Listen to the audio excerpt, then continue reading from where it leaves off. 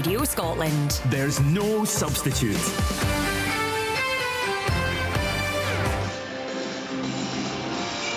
And a very warm welcome to you here from Ibrox Stadium ahead of Rangers against Celtic on BBC Radio Scotland and BBC Radio 5 Live. Good to have you with us. Happy New Year. The third meeting between these two this season, the second on league business. The first saw Celtic win 3-0 in the Premiership at the start of September. Maidan Kyogo putting them 2-0 up by half-time before Captain McGregor sealed it with 15 to play. And then, of course, they met in the League Cup final just a few weeks ago for the 17th time in that showpiece, with Celtic winning 5-4 on penalties after a 3-3 draw. The second half of that game was something to behold. We are hoping for 90 minutes of that this afternoon. It is bitterly cold, but the sun is splitting the winter skies above Ibrox Stadium as the two captains go down to shake hands. The coin toss with referee Don Robertson as Brendan Rodgers puts his outstanding Old Firm record on the line again here. He's only lost 1 out of 20 in this fixture across his 2 spells in charge of the club. It is an awesome record as he looks to rack up more silverware between now and the end of the campaign. Callum McGregor skippering Celtic, of course. Nicholas Raskin deputising as captain for Rangers this afternoon in the absence of James Tavernier. Now, before kick-off, it is of course the 2nd of January, which is clearly a poignant day in the history of Rangers Football Club, as they remember the 66 members of their family who died following that Ibrox disaster on Stairway 13 in 1971. There will be a minute's silence here to remember those and others who have lost their lives here at Ibrox across the long history of this stadium. There was a memorial service outside the ground ahead of kick-off, and now the supporters inside the stadium will be able to pay their own tribute in form of a minute's silence.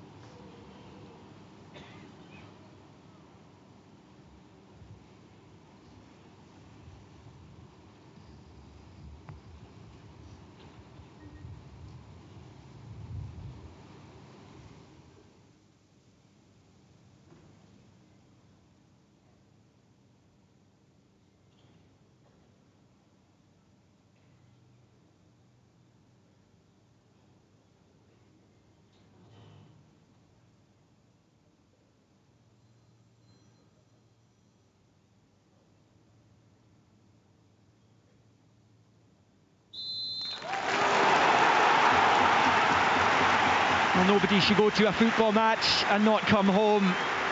And those who lost their lives here in the 2 Ibrox disasters are remembered. The Celtic players going into their huddle, which is roundly booed by the Rangers supporters.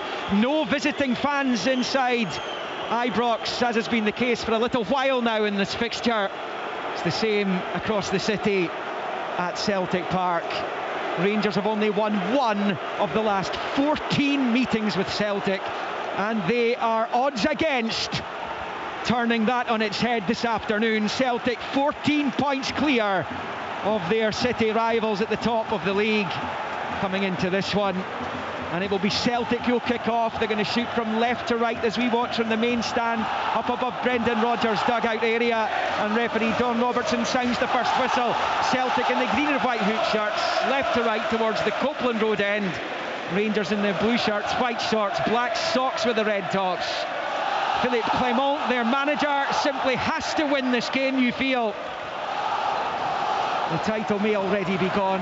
Defeat today's not an option for the Rangers manager, as Mohamed Diamonde picks up the ball in the midfield and rolls it out to Yanis Hagi on the near side. That is little dummy for Jeffrey goes out to play for a Celtic throw-in on the Celtic right. And Paddy Bonner with me, former Celtic, Republic of Ireland goalkeeper. it's a huge afternoon for Philippe Clement, but for Brendan Rodgers, he wants business as usual, and he'll want his team to make a statement here today. Yeah, he wants a perfect start and get the ball moving, get all the players getting a touch on the ball, get that sort of kind of control in the game that he normally gets. Bernardo going back to Liam Scales, first time ball, knocked out to Greg Taylor on the left-hand side, up the line on the left-hand side. It's Hatate level with the end of the centre circle, long ball down the left for Maida, pulls it back to Kyogo in a bit of penalty spot. He doesn't catch it well enough, and then Bernardo in the follow-up is the same. It just slices out to the right-hand side of the area as Hagi slides in on Johnston, and behind it goes for the game's first corner, which will go to Celtic down this right-hand side. And Billy Dodds, former Rangers and Scotland striker, Alistair Johnston and Greg Taylor are huge assets for Celtic, the two fullbacks. No, they are, and it was worrying for Rangers how they just slice so easily through that defence when the cross come in with Maeda down that left as well. Never mind the fullbacks getting forward here. When the cross come in, Kyogo had a slash at it, Kuhn had a slash at it. There was a real chance for Celtic this early on. It's a low corner from Callum McGregor into the box, kept in play by Taylor, back to McGregor. This time the cross comes in towards the back post, and Liam Kelly, the goalkeeper, managed to block it with his right boot as it pings out to the left-hand side of the area for Hatate. The ball across is cut out by the Rangers defender. Over on the far side it was Dujon Sterling, and behind it goes for another Celtic corner. 2 goalless minutes in, with the champions have begun on the front foot here. Yeah, they tried to work a corner off the training pitch. Didn't quite work, but it came back to McGregor, and then that ball to the back post. I think it was Kyogo coming in, and he really should have done better, but Liam Kelly made the save. Yeah, in comes the corner to the near post. Sterling, who gave it away, heads it away. Celtic trying to pick up the ball and recycle it with Kuhn on the far side, the German winger. He's been linked with several clubs, a couple down south as well. English top flight side seem to be interested in Nicolas Kuhn, who Celtic brought to the club from Rapid Vienna 12 months ago. He's been magnificent for them this campaign, very much the star man. 14 goals, 11 assists for Celtic's number 10. Here come Rangers, able to come forward really for the first time in the match, with Václav Černý on the far side, gets it away midway inside Celtic territory, where McGregor picks up and sweeps it back to the edge of his box for Carter Vickers, who finds Johnston on this near side. Even a certain moment, I think it was so important, Liam, that Rangers get through that spell. I mean, 2 minutes and they've got a really good chance from that left-hand side, and then as Pat was describing, the corner never did go the way they wanted, but then the McGregor in-swinger to that back post. I thought maybe Kyogo, if he could get the right contact, would have scored. So even after 2 minutes, Rangers could have been a goal down. It was so important they got through that spell. It is Celtic in possession with Liam Scales, Irish international, just taking it at walking pace and rolling it out to the left-hand touchline for Taylor, who goes long down the left flank looking for Maida, and just skips away from him though, and out for a Rangers throw-in over on the far side. This is Philippe Clement's 7th Old Firm game, yet to emerge victorious from it, which is the longest any manager in this fixture's gone since Rangers' first manager Willie Wilton, as Rangers win it back in the midfield, and it's forward to Igaman. The Moroccan rolls it to the right-hand side of the box here for Černý. Now he's at the byline. It's a clip ball back towards the 6-yard line away by Carter Vickers, hitting the volley by Bayrami. It's blocked, comes back to Bayrami, blocked again, pinball in the box, and the Rangers fans howling for a penalty there as it goes out to play on the far side for a Celtic throw-in, but the VAR is going to be checking for a possible penalty for Rangers here inside the opening 5 minutes. It's been lively. Yeah, it's been lively. Listen, McGregor getting caught a little bit on the ball in a bad area, about 30 yards out. They've just stopped the game to no penalty. No penalty. But yeah, and suddenly Rangers were on them. They had 3 or 4 players in really good positions to get that ball into the box, and there was a few blocks and that, but typical start of a Celtic Rangers game. It's a good chance, though, wasn't it? I think Bayrami a couple of times, but we had a good view here, Liam. You could see it come off Carter Vickers right in the midriff area, and there was no arm involved. Back with Liam Kelly. It's a long ball forward which goes in behind Carter Vickers. Hagi goes after it, he goes down, he claims he was fouled. The referee has the best view of anyone inside the stadium and disagrees with the 50,000 Rangers supporters Roundabout as Jeffrey picks up the scraps and finds Raskin to Diamonde in the centre circle, rolls it to the right for Yilmaz. Left back deputising on the right, he's driving forwards, a brilliant run by Yilmaz. Michael comes out and claims it at the feet of the Turkish fullback. It was a really good positive run by Ridvan Yilmaz, but it's in the gloves of Kasper Schmeichel, and on 6 minutes it remains Rangers 0, Celtic 0. I will keep you up to date with the other 4 matches taking place in the Premiership this afternoon, and I believe Heart of Midlothian have gone 1-0 up on Motherwell, the first goal of the Scottish Premiership in 2025. Here's Raskin winning it back for Rangers. Celtic started well, Rangers on the front foot, and Hagi scores! Into the box, Yanis Hagi arrows it into the bottom right corner. Absolutely nothing Schmeichel could do about that, and there are incredible scenes inside the home sections here as Hagi drills the ball home, and it is the challengers who lead the champions here south of the River Clyde in Glasgow. It is Rangers 1, Celtic 0. Yeah, Celtic getting caught on the ball again, and in that bad area just outside sort of their 18-yard box, and the ball comes to Yilmaz. He almost had, I think he took Schmeichel by surprise a little bit, because he was almost a yard from his line. He maybe could have been a couple of yards further out. He didn't expect the shot maybe to come in, and it goes trips into the left-hand side inside the post. Decent accuracy, decent weight on the strike, but I just think he got caught a little bit by surprise. Well, from nowhere, I mean, it was brilliant from Raskin driving forward, just flicks the ball into Hagi. When he hits the strike, he just catches Schmeichel. A lot of precision about it, not a lot of pace, but right into the bottom corner, away to Schmeichel's left-hand side. What a start from Rangers. It's got this place rocking. So, Rangers scoring just after I told you Hearts had gone 1-0 up against Motherwell. Kilmarnock have gone 1-0 up against St Mirren. A lively start to the action this afternoon as Hagi pings the long ball, switching it out to the right-hand side for Czerny. Up against Taylor, who stands his ground really well. And then rolls it to Hatate, back to McGregor, first time forward to Bernardo, he's on the spin, he's away from Raskin, looking to fire it out to the right for Kuhn, well read though by Jeffrey. It's a dreadful ball in return though from Jeffrey. Now Callum McGregor looking to spring Dyson Maida with a long ball with the left foot, but it comes all the way through to Liam Kelly, who holds on. So Rangers draw first blood in the second league derby this season. It was a timid defeat that they received at Celtic Park in the early autumn. Ran Celtic as close as you can in the League Cup final a few weekends ago, the week before Christmas. And here, as they did at Hampden, Packie Bonner, they've got the first goal. Yeah, it's a perfect start for them now. There's crowd behind them and the atmosphere electric inside the Ibrox Stadium. Can they build on it, and can they keep Celtic out? And that's the key for them. I was wondering how they would sort of start this game. They've won the tackles in the middle of the pitch. They've been on the front foot, and Celtic just trying to build the game from the back and putting the ball at risk. And that's where what has been their downfall so far. That's why I said, Liam, about how that first 2 minutes was crucial. I mean, it sounds crazy, but if Celtic scored, this place would have dampened down.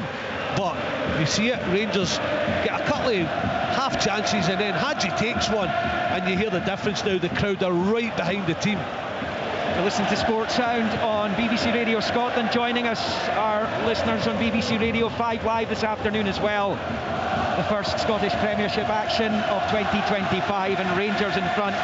Yanis Hagi's had so many injury problems over the course of the last couple of years. There was a contract wrangle at the club as well, and one more appearance was going to trigger a pay rise. Rangers didn't seem to want to pay that, so they kept him in Siberia effectively. But his dad here, his famous dad Georgi, who Packie knows was in the winning Republic of Ireland side at the World Cup finals in 1990, of course, saved that penalty expertly as well. But Georgi Hagi is here this afternoon, and he's just watched his son open the scoring.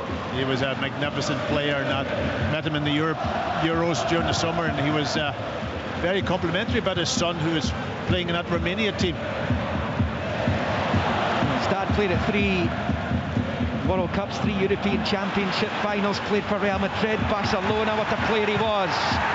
Jeffy smashing a clearance off Bernardo. It pings back towards his own box. Away by Proper. Drops to Diamonde. Nice little pirouette away from McGregor. Out to Hagi, who wins the throw-in off Johnston. Almost 11 minutes in at Ibrox. Rangers 1, Celtic 0. It's brilliant from Diamonde, it really is. There's a few headed clearances, a few challenges get in there. The ball's looking up there. It looks as if it's here, there, everywhere. And then suddenly Diamonde just gets a foot on it, does a pirouette, as you said, Liam, and shows composure as well to make a pass, and it all just calms down. Jeffy has it. He's overcooked it though, and he's lost possession to Kyogo, who finds Kuhn on this near side. Johnston on the overlap, onto it now, up against Jeffy, gets away from him, plays it short to Bernardo, level with the Rangers penalty spot, right hand side of the box for a misunderstanding with Johnston, and he pokes it behind for a goal kick. That goal scored by Yanis Hagi, just the 5th that Celtic have conceded in the league this season. A remarkable defensive record. The club record for goals conceded across a full season is 13, which was in the late 1800s. They set that one. I know Brendan Rodgers in his first spell had targeted a season where 20 goals was the maximum he wanted to concede. That's just the 5th that Kasper Schmeichel has conceded since arriving at the club to replace Joe Hart in the summer in the league.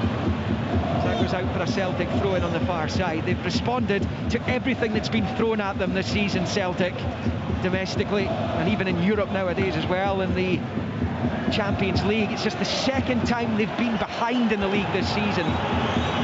Behind Ross County at one point as well, though they turned that one round to win. Yeah, Liam, if you're going to lose a goal early on, yeah, really... here's Bayrami. Sorry, Paki, shifting it through to Czerny, right hand side, skips into central area at the edge of the box, takes a deflection and bounces over the bar off the top of the goal frame, and it will be a Rangers corner. And Rangers make business here. They do. I was going to say, if you're going to lose a goal, lose as early in the game as possible. It gives you time to get it back. But if Rangers were to get that 2nd goal, then it's a different kettle of fish for Celtic, and they've really struggled a little bit to get a rhythm in this game at the moment. That movement again's causing troubles. It caused it in the cup final, and that's why he's the main gist of the team. In swinging corner from this left-hand side, Hagi, and it comes flicked away by the head of Scales. Bayrami goes to pick up over on the far side. Man who scored the fastest goal in European Championship history when he did so for Albania against Italy in Germany last summer, as it's rolled back onto the halfway line here for Jeffy. Long pinged ball out to this left-hand side of the Celtic box, and Hatate heads it behind for the corner. He was spooked by Hagi's presence behind him, and Rangers have another corner on this near side. 13.5 in, they lead 1-0. No goals between Aberdeen and Ross County. St Johnstone, Hibs, Hearts and Kilmarnock leading Motherwell and St Mirren respectively. Still in the relative infancy of the afternoon here, as Hagi's corner comes in, is very deep. The whistle goes early and Celtic have a free kick, though I think Rangers are wanting Celtic to be penalised for a challenge inside the box. Robin Proper is complaining, but there doesn't seem to be anything afoot, and it will be a free kick to Celtic as Paolo Bernardo, who was fouled inside his own box. That was round the back area of the flat, wasn't it? I mean, the damage was done by Diamonde on the goalkeeper, just pinning him, and Don Robertson spotted that.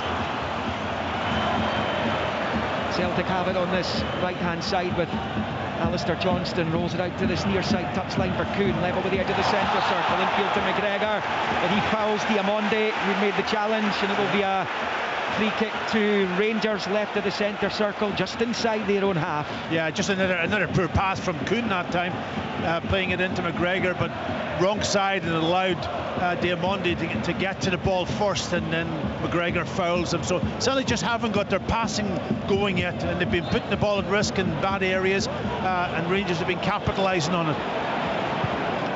Quick free kick by Raskin, but it's poor execution. He was looking for Igaman through the middle. He puts it too close to Schmeichel, who gathers, plays it short to Scales. Scales side football forward to Hatate, who's flicked goes straight to Raskin, and now it's out to Czerny, cut out by Taylor.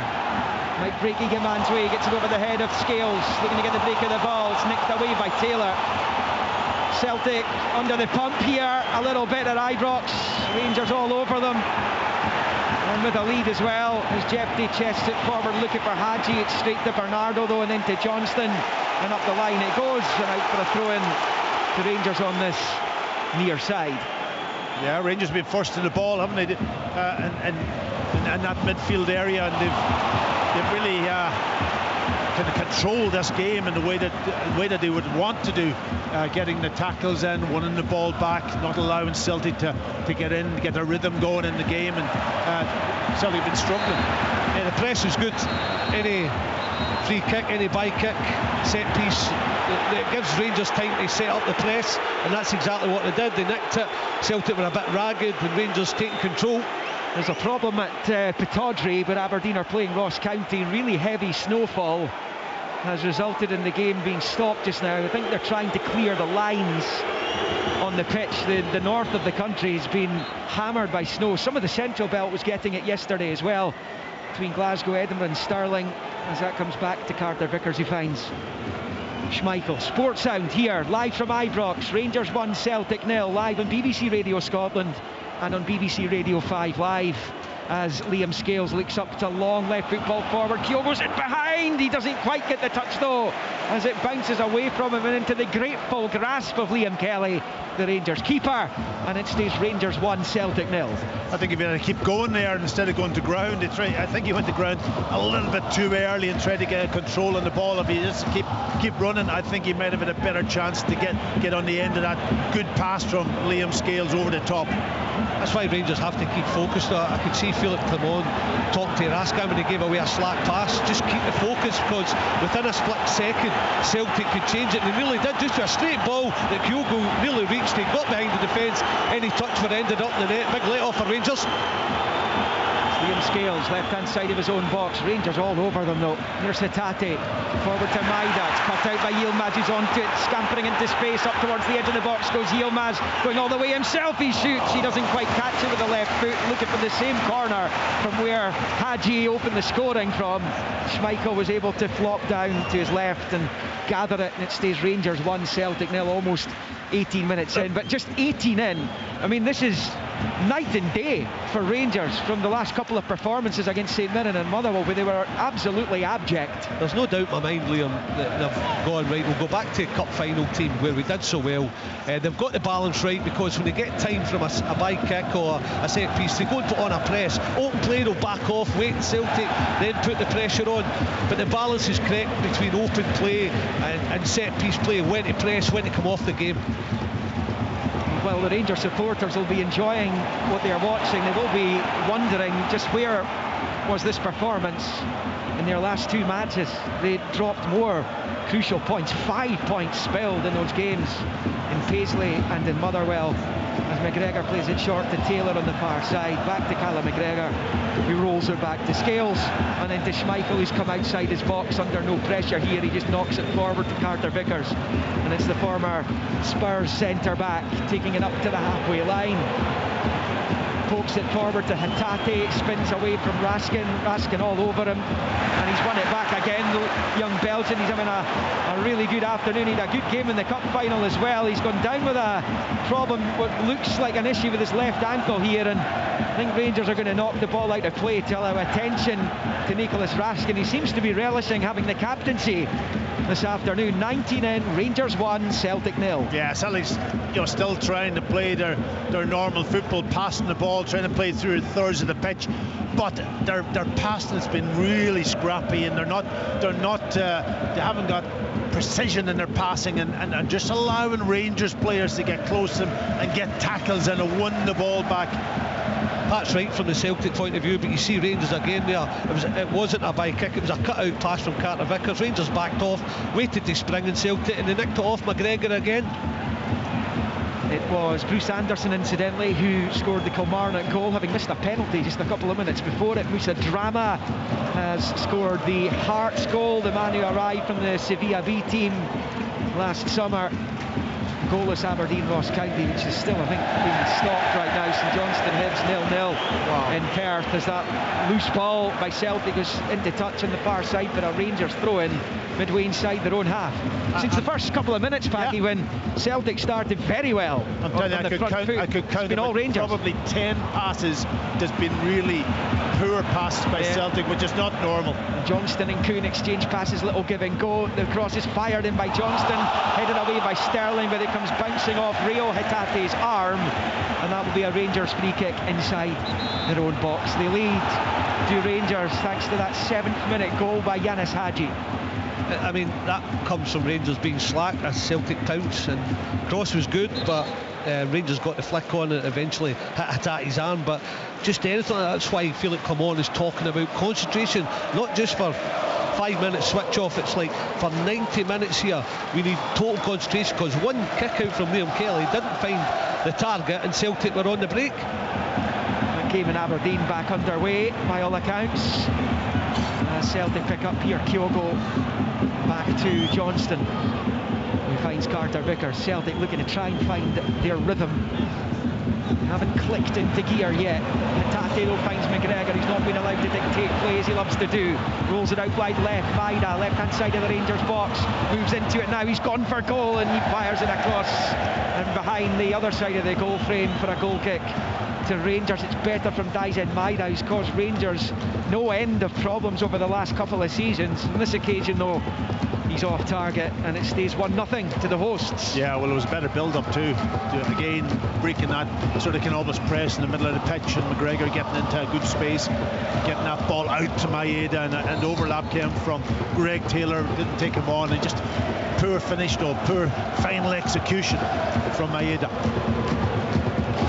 Another one of Scottish football's headline fixtures at 5:30 this evening. Dundee against Dundee United in the derby in the city of Discovery.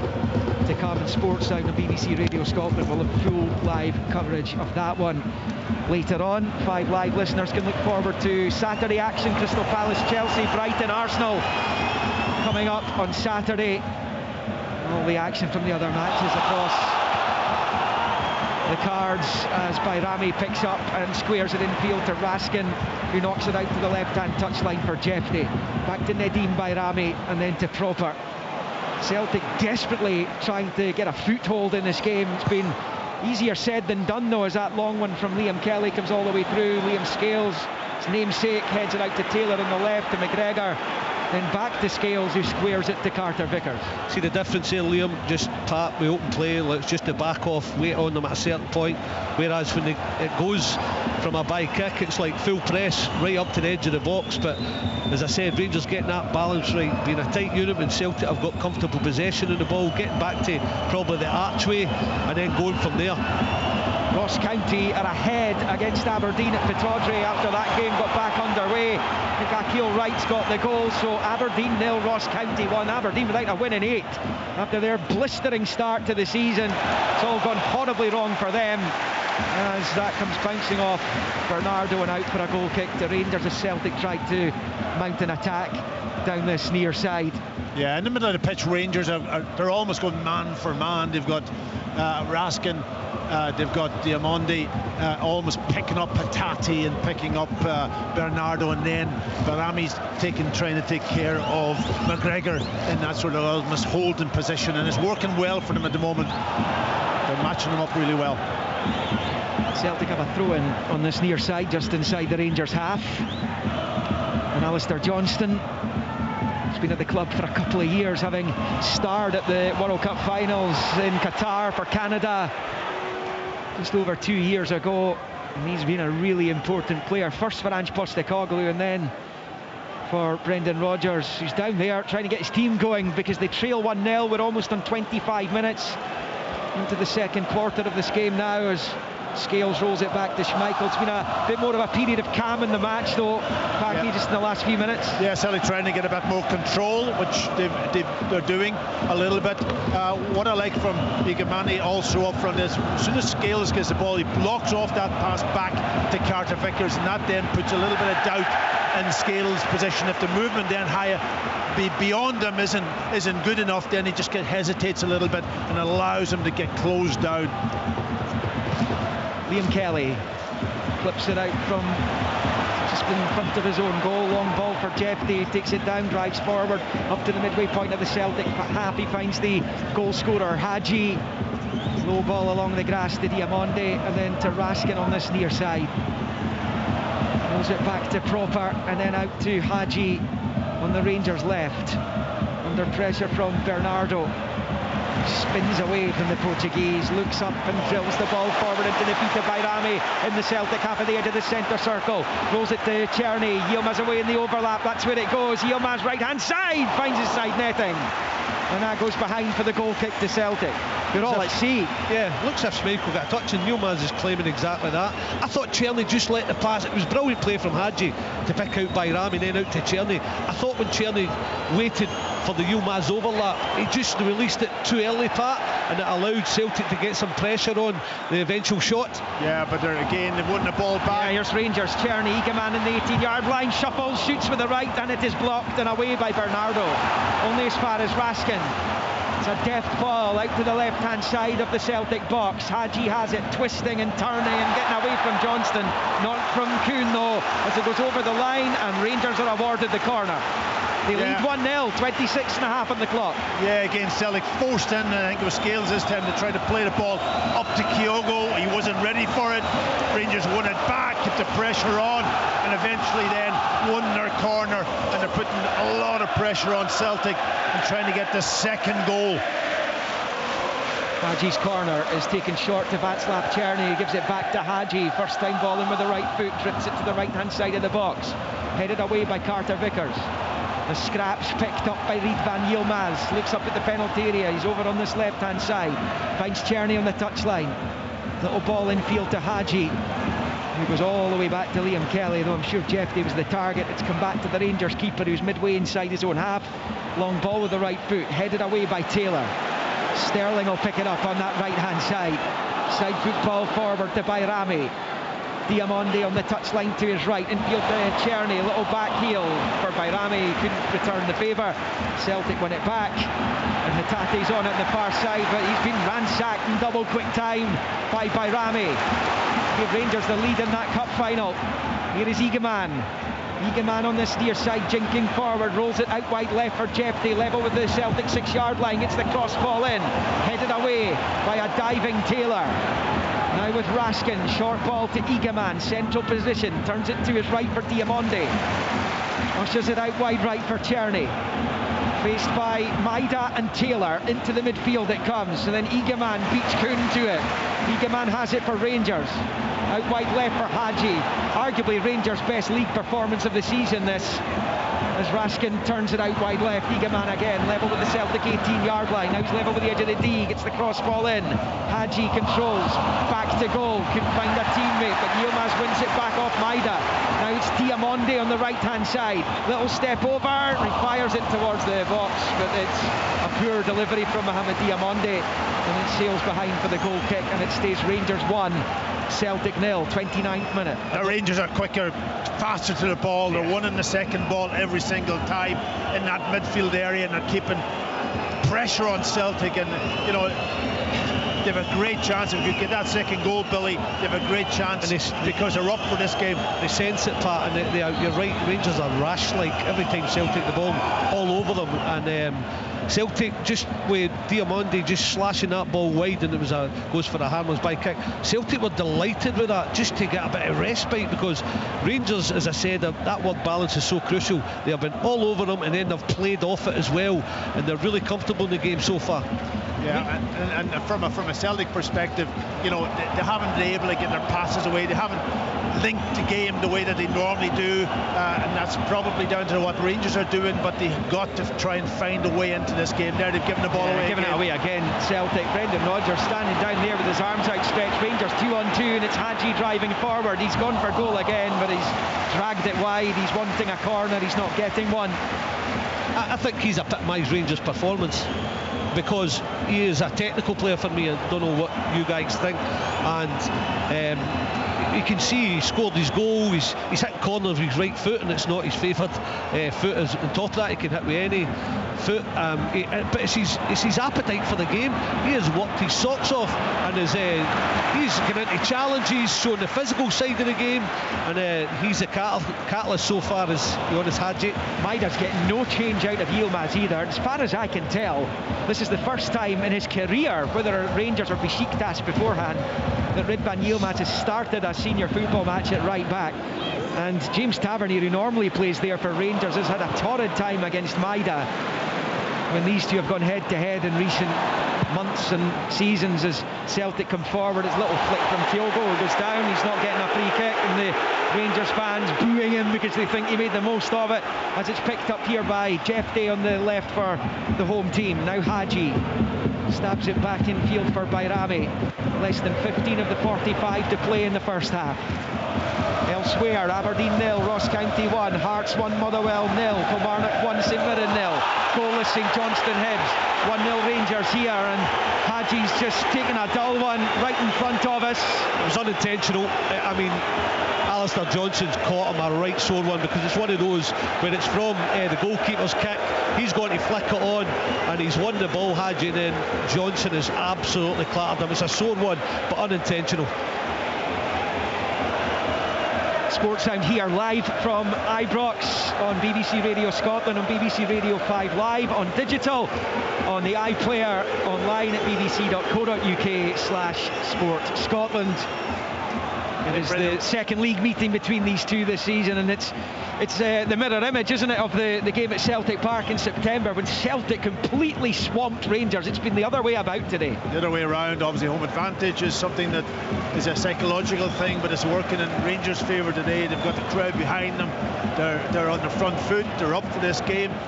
They're winning the second ball across the pitch, anywhere on the pitch. They're winning that second ball. Celtic just can't get their passing going. Brendan Rodgers will be desperate to get him in at half time, just to have a few choice words with them, to try to get them settled down a little bit. Pat, what is it, Liam? 35 gone. Celtic have had 2 minutes of 32 gone, sorry. So Celtic have had 2 minutes of that 32, and that's been the story of the game. It's with Liam Kelly at the edge of his own box. Hagi's come back on, so he's okay to continue after that challenge with Johnston, as Rangers get a free kick right of the centre circle for a handball. And he tried to take quickly through Diamonde. McGregor stuck out a leg to prevent that from happening, and the yellow card's coming out for the Celtic captain. Yeah, yellow card when you stop playing like that. Absolutely. I think there was a run from Hagi just in behind Johnson that they were trying to pick out, and he just stopped that in its prime. So yeah, yellow booking for McGregor, yellow card. So that's him in the book. Does that not tell you where Celtic are at when McGregor's losing discipline? Picked up a yellow for things like that. It's very unlike him. He has been the ultimate professional in his decade in the Celtic first team. Is Callum McGregor now one of the most decorated players in the club's history during this unprecedented period of success and silverware that Celtic have enjoyed over the course of more than a decade now, really. But it is Rangers with the free kick here. Hagi to the edge of the box, swept away by Bernardo, and then Nicholas Kuhn. Now it's with Hagi picking it up, and he drifts the ball to the left of the box, but he can't find Igaman, and he goes behind for a goal kick, and it is Rangers 1, Celtic 0. Yeah, I haven't seen Celtic this bad for quite a while, and trying to pass it, trying to control the ball, trying to link up, and the relationship between the players just isn't working. Schmeichel playing it short to Carter Vickers, who finds Bernardo, goes back to his goalkeeper, and he gets it away. If you are to get success against this Celtic team, it's very difficult to do so. You have to press them the way Rangers are doing just now. This is what happens in Europe. Club Brugge, for example, went to Celtic Park. They were up high in Celtic from the very start. They got their goal from it. Celtic ultimately got a point out of that game. but if you want to get joy against them, that's simply how you have to play against them, because if you sit and watch and admire, they'll get you. But you have to do it in an organised manner. You have to do it, every single player has to be clued in, because if you don't, then Celtic can play through you or around you. Yeah, and Diamonde's found Czerny on the right, another example of what we've just been talking about, Rangers winning it back. Diamonde is having his shirt pulled there. That's going to be a free kick to the home team just inside their own half to the right of the centre circle as we tick into the final 10 minutes of the opening 45 here. It's been the most uncomfortable 35 minutes of Brendan Rodgers' domestic season.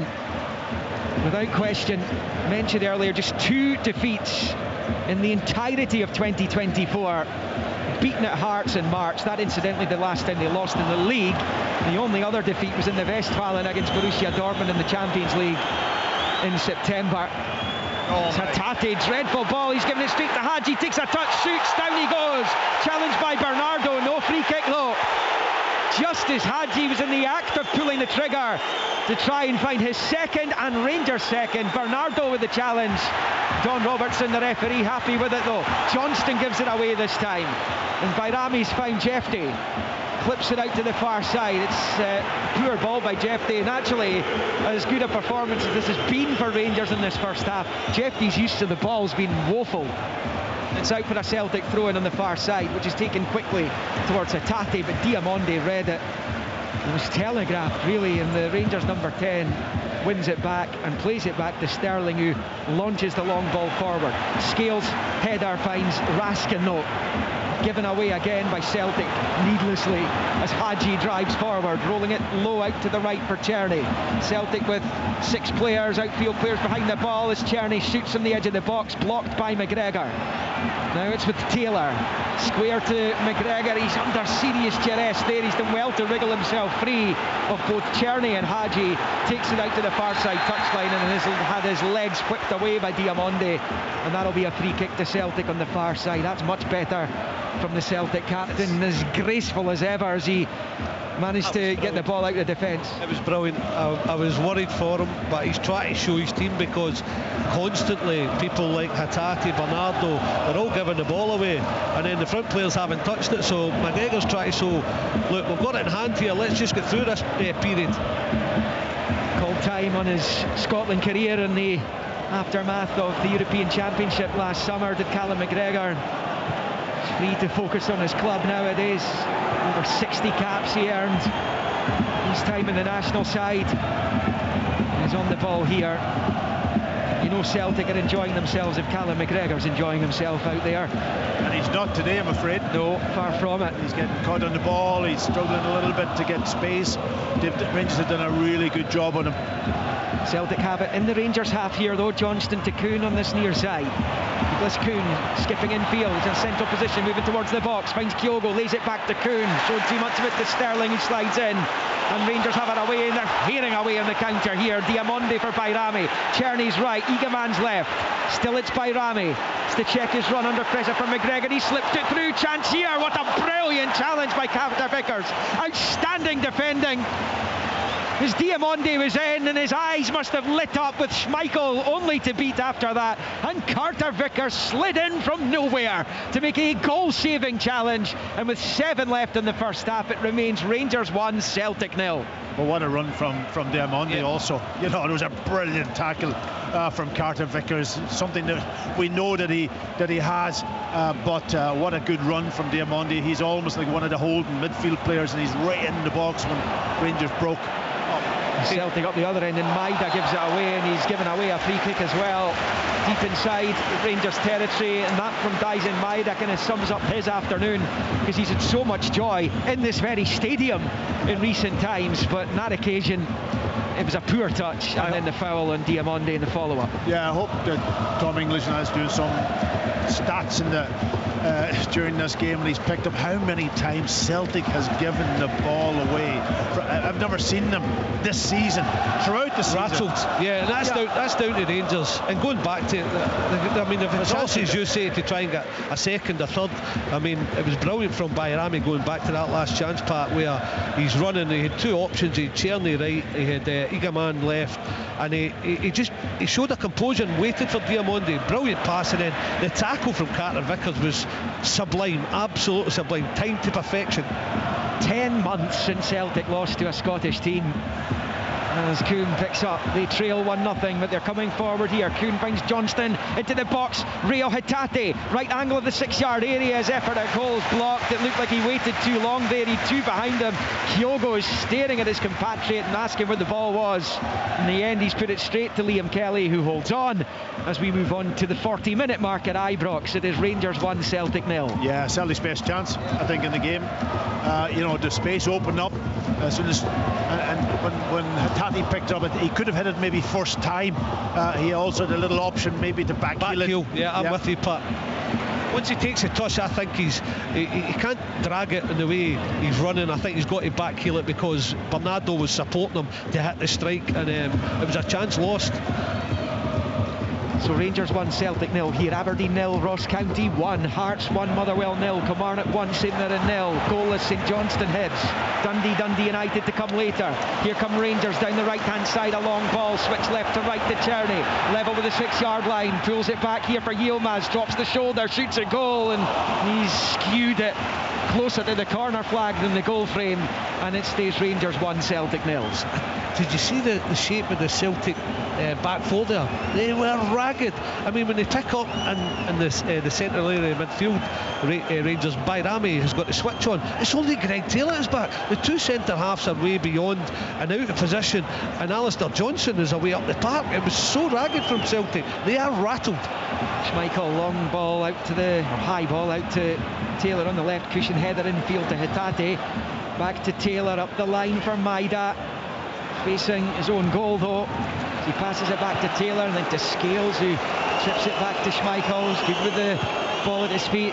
Kasper Schmeichel as he plays it short there to Carter Vickers, who strides and strolls up to the halfway line and then asks where the options are, and then Johnston looking for Bernardo, puts it straight into touch. Brendan Rodgers looks stunned down there with the performance of his players. Yeah, that's not pressure from Rangers on that occasion. That's just a bad pass from Johnson. I've never seen them pass so many poor passes in this game, so the rhythm's gone at this moment. They can pick up the rhythm at any time. We've watched this Celtic side often enough under this manager, under the previous incumbent as well, to know they're just one goal behind here. Celtic side more than capable of overturning that this afternoon, and Rangers will know that as Bernardo is clipped by Raskin, and Celtic have a free kick on the midway point of the Rangers half, maybe about 10 yards from the near side main stand side touchline. Well, you always know that Celtic could continue trying to play, that's for sure, and it could click for them, and for Rangers to continue doing that high press and keep pressing, counter pressing, that's not easy for 90 minutes. So there will come a stage in this game where Celtic have a little bit more space. Free kick left by McGregor, and Bernardo thought about taking it and had a confusion there. Is that deliberate? And it comes towards Scales, flicked away though from the Irishman. And Raskin will pick it up over on the right-hand side. He keeps it in play, goes long with the right foot down that far side. Taylor's underneath it. First time ball forward goes straight to Diamonde.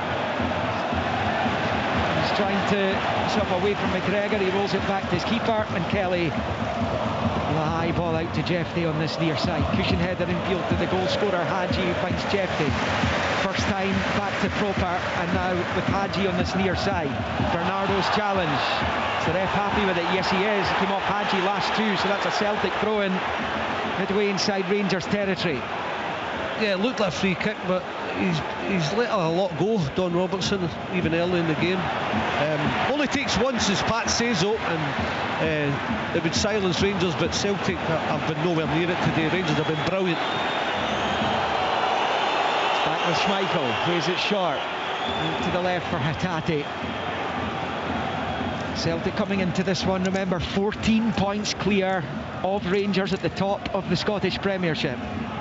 Even if they were to lose this, they're in a wonderful position to retain their title. Double digits regardless of what happens here today. They can overturn it, a 17-point lead. I mean, it's already, you feel, insurmountable. Well, this has been a by Celtic standards, an abject performance as Maida chases it down. Kelly clears, and he put enough pressure onto the Japan international to force Kelly to launch it into touch on this near side, and out for a Celtic throw-in, which Johnston takes short. We're in the 45th minute. As it stands, there will be 2 added. It's Hatate.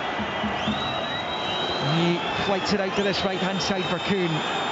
Kuhn leaves it for Bernardo. Hagi with a really strong challenge. Bernardo goes down wanting the free kick. He's not getting one, but it's come off Jefty last, and out for a throw-in on this near side to the champions. That's why he's been the catalyst, Liam, that side of the game, because we all know what Hagi can do. Got his goal, technical, but my word, he has been physical on top of that. St Johnstone down to 10 men incidentally.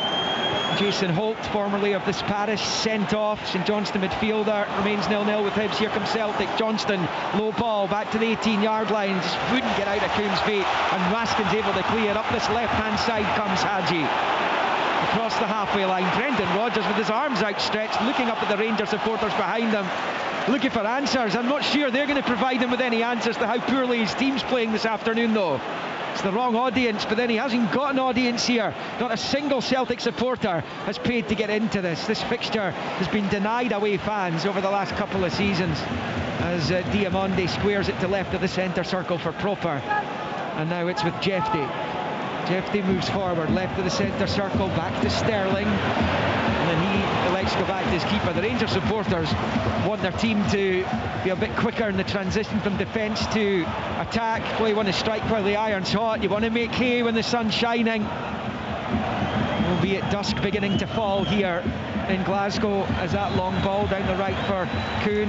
Jefty with a challenge. Kuhn's gone down, clutching his face, and the linesman's got his flag up waving. It will be a free kick to Celtic, and Jefty's going to be yellow carded for that challenge. He certainly had the hand up there as he went in there with Nicolas Kuhn. Yeah, Kuhn had done him, hadn't he? You know, the ball's dropped and he's been clever, Kuhn, and he's just knocked it away from him, and Jefty then kind of almost caught him with his hand in his face. So yeah, it's a free kick, definitely. As you said, Liam, he's the one that's not looked secure, Jefty, both in possession and out of possession. Kuhn's got at him a couple of times, and he's given the ball away in possession as well, but it was a silly one because it was good from Kuhn, don't get me wrong, right in the corner flag, just turns it with his left foot. I think he might even have stuck it through Jefty's legs, and Jefty leaves the arms up and catches him in the face. So free kick chance for Celtic to really come from nowhere in this game.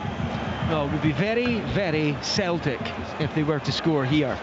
They've not been at it, but if they were to equalise before half-time or into a third minute of stoppage time, 2 were added, a bit being bolted on top of that because of the injury here to Kuhn. Apart from that one chance that Kyogo had at the back post right at the start of the game, I think Liam Kelly maybe got a block on it. Liam Kelly hasn't been bothered, absolutely. He's had nothing to do really from Celtic's perspective. It's only about pass backs, and he's knocked a few out of play, knocked a few up on top of the Celtic defence, but that's about it. No shots on target for Celtic, as Paki was saying there, in this first half, and that is very unlike them. Still, the stoppage goes on here for attention to be given to Kuhn after he was struck in the face there by the flailing arm of Jefty. The half-time whistle's beginning to go across the Scottish Premiership action, the first of 2025 this afternoon. It is half-time in Edinburgh, where it is Hearts 1, Motherwell 0. That drama goal early on is Hearts in front. Kilmarnock ahead at the break against St Mirren as well. A Bruce Anderson strike, and also a penalty which they failed to convert. 10-man St Johnstone 0, Hibernian 0. Saints have been struggling of late, and their league position reaffirms that. And the 5:30 kickoff, which listeners on BBC Radio Scotland will get live on Sportsound later. Dundee against Dundee United. Drive to come on BBC Radio 5 Live. And the Rangers fans not happy with the length of time it's taking to treat Kuhn here. But he's on his feet, he's back on the pitch, and the Rangers fans want him off the pitch and back up to the halfway line before coming back onto the field of play.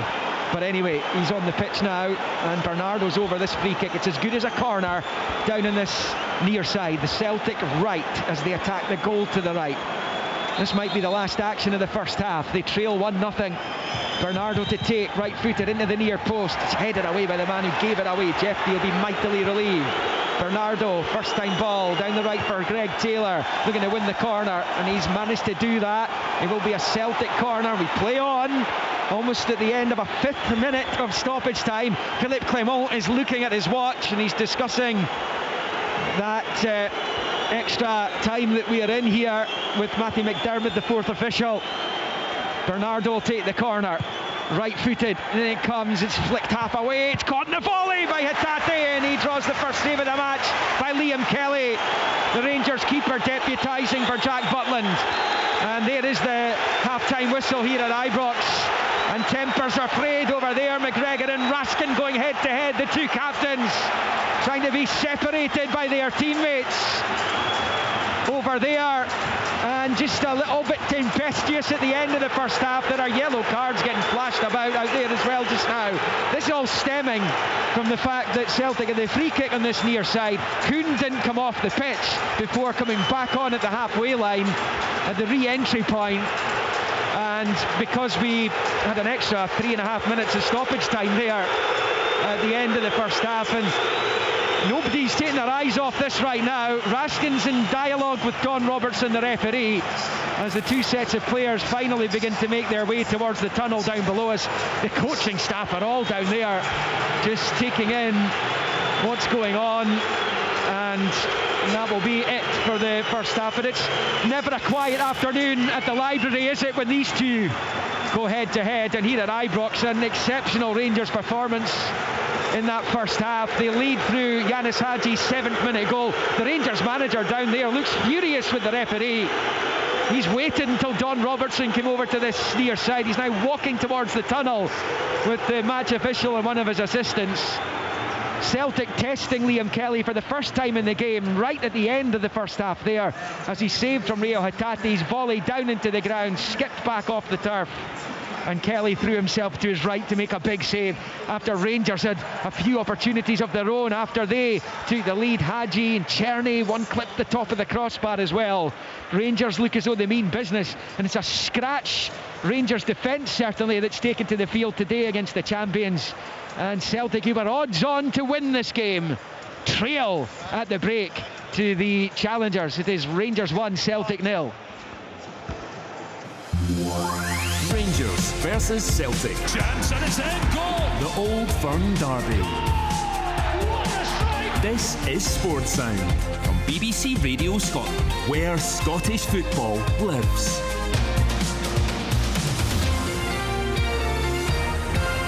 Together.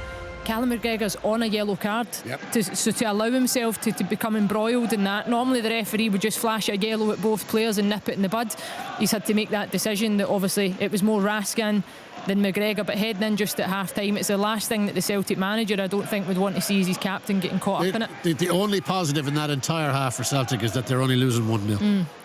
Yeah, I'd like to see that challenge again of Nicholas Kuhn that burst his nose. It's accidental to me. Right. It is. Look, it's not clever in terms of the contact, but for me, Tom, when I looked at it initially, I did think accidental. And going back to the Alistair Johnson one, I felt there was a wee bit more intent from him behind Hagi when he's up in the air and his elbow motioned up the way, which catches Hagi almost just at the bottom of his skull and at the top of his back. So, look, it's an Old Firm game. There's going to be players looking to try and play on the edge. I totally get it, but you're treading a thin line. Big chance here, folks. Aberdeen free kick 20 yards out. Kevin Nisbet.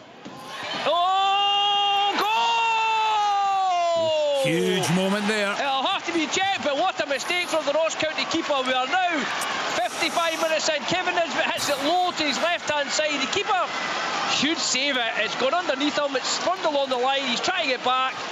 The linesmans gave it, the referees gave it. Kevin Nisbet has equalised in the 55th minute of the first half, and I still think there's 2 or 3 minutes to go here. It's Aberdeen 1, Ross County 1. Just explain to listeners who are just tuning in, the reason for the delay there is really difficult conditions at Pittodrie, heavy snow. That had to delay the game to snow, to the be lines. fair, Kenny. Yeah.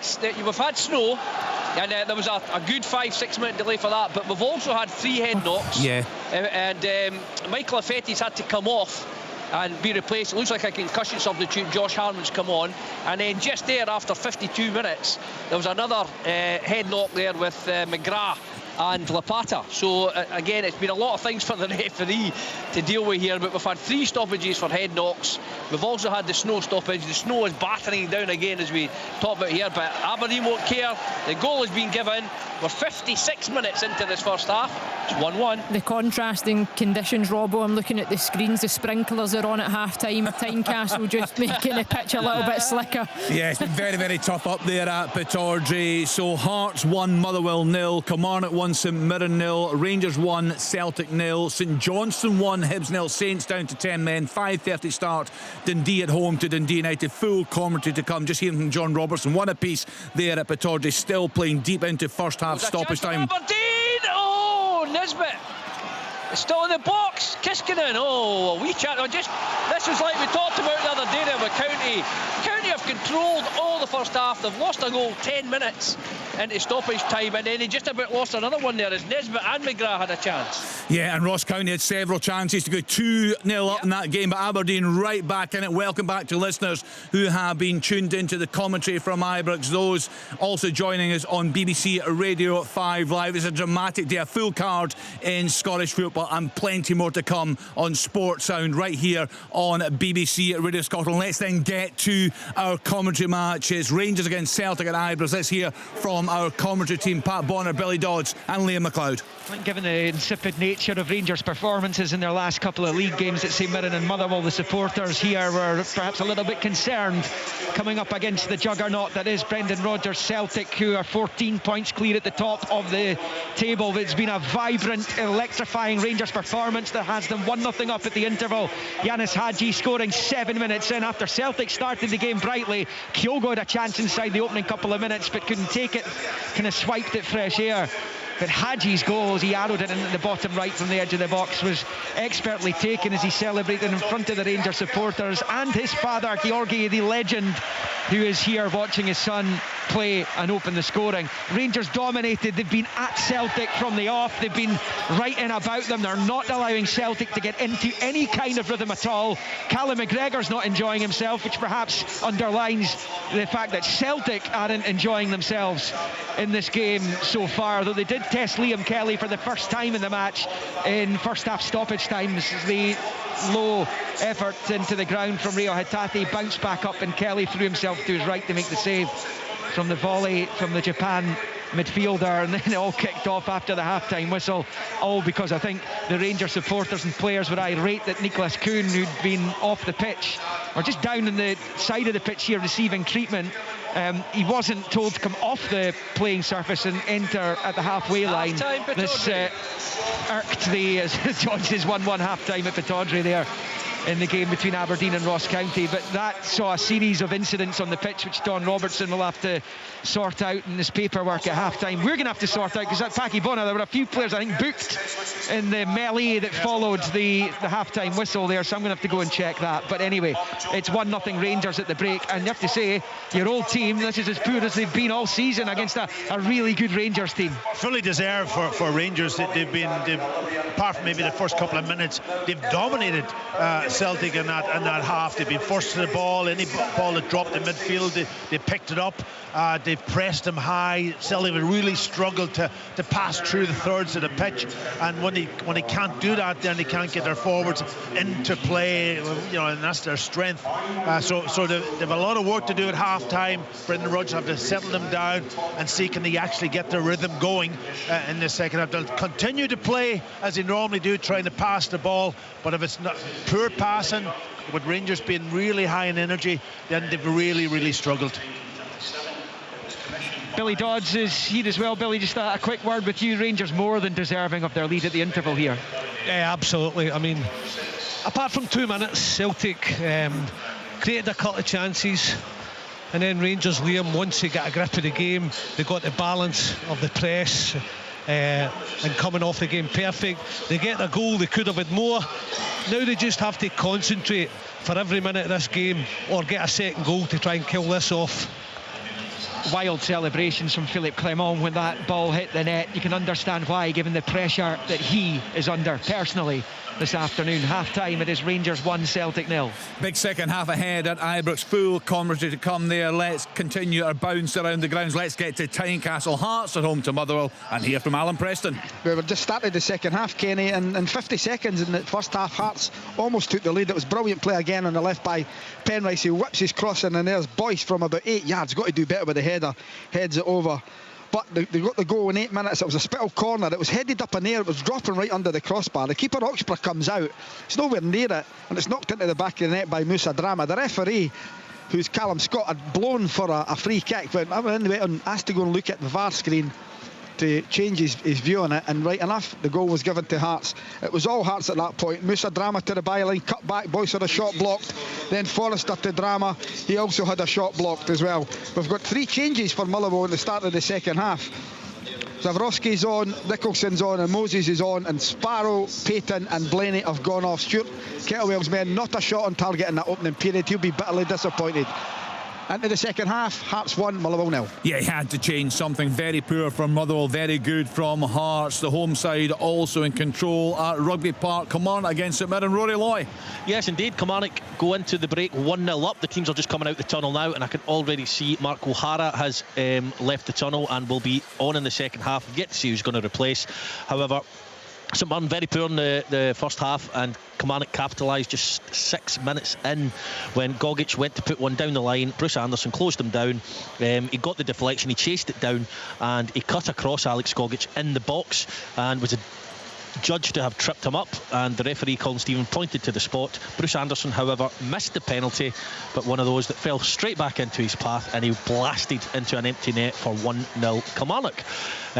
So you know, St Mirren have been really poor, I have to say, in that first half. They are bringing their captain Mark O'Hara on, so that may make a difference. Ocean Smith is the man he's going to replace. St Mirren need a big performance in this second half. Kilmarnock 1-0 up. Thanks to Rory Loy. Real drama towards the end of the first half at McDermott Park. St Johnstone home to Hibs. Let's hear from Steve McGinn. Yeah, 1-0 here to the home side. St Johnstone started the game really bright. He seemed to really target down this left-hand channel of Hibs, in behind Jack Iredale. Sidibe had the beating of him right from early on, and for the first 15-20 minutes St Johnstone were really bright. Then Hibs just came into the game so strong. St Johnstone looked like they were about to concede every time the ball came in the box, and for all the strength of Hibs' recent performances, it's been the two players playing up front, playing out wide, but they're really missing that man between the sticks, the striker, to turn some really good crosses into the box. Lewis Miller, Jason Holt with a red card out of kind of nothing. It seemed to just lunge into Chris Cadden. You could tell right away from the Hibs reaction it wasn't a good one. Rocky Bashiri getting a yellow for his complaints. He ran from his position in the back straight to the referee, Lloyd Wilson. Lloyd Wilson asked to come over to the screen from Grant Irvin, and it didn't take him long to change it from a yellow card to red cards. St Johnstone down to 10 men. As I said in commentary, I thought the first thing he would do was take off one of his three strikers. He didn't. He moved Sidibe a bit wider and Nicky Clark back into centre midfield, and he's had his rewards. Simo Valakari, Lewis Miller been really slack on the ball against Kimpioka. St Johnstone won a couple of corners, and from the second corner, really good delivery, but Rocky Bashiri, I gave him credit for how well he's been playing. He just pulls at Jack Sanders, who drops to the ground. Lloyd Wilson had no hesitation, point to the spot, and Nicky Clark sent Jordan Smith the wrong way. So big half-time talk for Dave Gray to continue this winning run.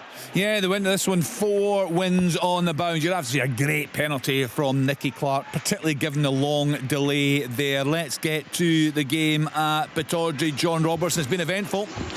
It certainly has. It's been long, that's for sure. We've had 1 hour of play in the first half due to various stoppages for the snow and head knocks. There's 3 or 4 head knocks, one which led to the Aberdeen equaliser in the 10th minute of injury time. But it was County that come out the traps. Chilvers, after just 6 minutes, had a shot from the byline, rattled across, well saved by Ross Doohan. And in the 13th minute, Nisbet, who's on a scoring run for Ross County at the moment, also had a shot that ricocheted through for the Aberdeen keeper to knock away.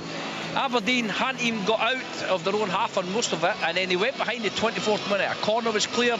Chilvers chipped it to Akil Wright, and from 25 yards The big centre-half first took a touch and then smashed an unstoppable shot from 25 yards into Ross Doohan's top-hand corner to give County a well-deserved lead. Aberdeen had nothing. 38 minutes, Keskin had a shot blocked on the 18-yard line, was as much as he could muster. The 5th minute of injury time, Ross County spawned a glorious chance to go 2-0 up when Nohan Kenny was put clean through. Ross Doohan did superbly well to stand up and keep Aberdeen into the game. Into the 10th minute of injury time, after a clash of heads between McGrath and Lapat at the edge of the box, Aberdeen were awarded a free kick. Nisbet hit a low side-footer one to the left-hand side of the wall. The keeper really should have saved it, but it scrummed underneath him, scrummed along the line. He couldn't get back to it. Although he managed to get it out, the ball had clearly crossed the line and Aberdeen were level. Incredibly, they could have gone in front right on the stroke of half-time in the 11th minute of injury time. The ball was played in. First McGrath missed a header, and then he dropped to Nisbet. His shot was blocked as Aberdeen suddenly raised the temperature. Ross County will be devastated to come in at 1-1, but it might be a long one here. The ground staff are out, they're clearing the pitch. It's going to be a lot better for the second half. And all things being equal, we'll get through it. It's Aberdeen 1, Ross County 1. Elsewhere in the Premiership, Hearts 1, Motherwell 0, Kilmarnock 1, St Mirren 0, Rangers 1, Celtic 0. Full second half commentary to come. St Johnstone 1, Hibs 0. 5:30 start. Also commentary to come from Dens Park. Dundee at home to Dundee United. It's really interesting, Tom, isn't it? Just we're waiting for the teams to come back out for the second half at Ibrox. You feel it's a big second half for Fleet. Come on, you guys were chatting before the game. Potentially his job on the line today. Yeah, absolutely. And listen, I mean, they've delivered a really good first half. This is exactly the kind of performance, the intent, the aggression that he would want to have seen from his team. I felt that if they'd gone down with a bit of a whimper today, that he could well be sacked. They're not doing that. They're bossing the show. The only disappointing thing for them is that they're only a goal ahead. And Celtic haven't gone away. This is still 45 minutes to play. We know how good Celtic can be. You would imagine Brendan Rodgers has put a few fixes in place at half-time, because that was an insipid performance in the first half from Celtic. Careless with the ball, no threat going forward, physically outgunned. They lost every single department. They have to be better. Can see the Celtic players coming back out at Ibrox. A choice of listening once again on Sports, and for commentary of Rangers against Celtic, tune to BBC Radio Scotland on 92 to 95 FM and BBC Sounds. If it's open all mics you want, tune to digital 810 medium wave and BBC Radio Scotland Extra on BBC Sounds, and you can catch all the action live online, bbc.co.uk/Sports Scotland. Rangers versus Celtic. Chance and it's in, goal! The Old Firm Derby. This is Sports Sound from BBC Radio Scotland, where Scottish football lives.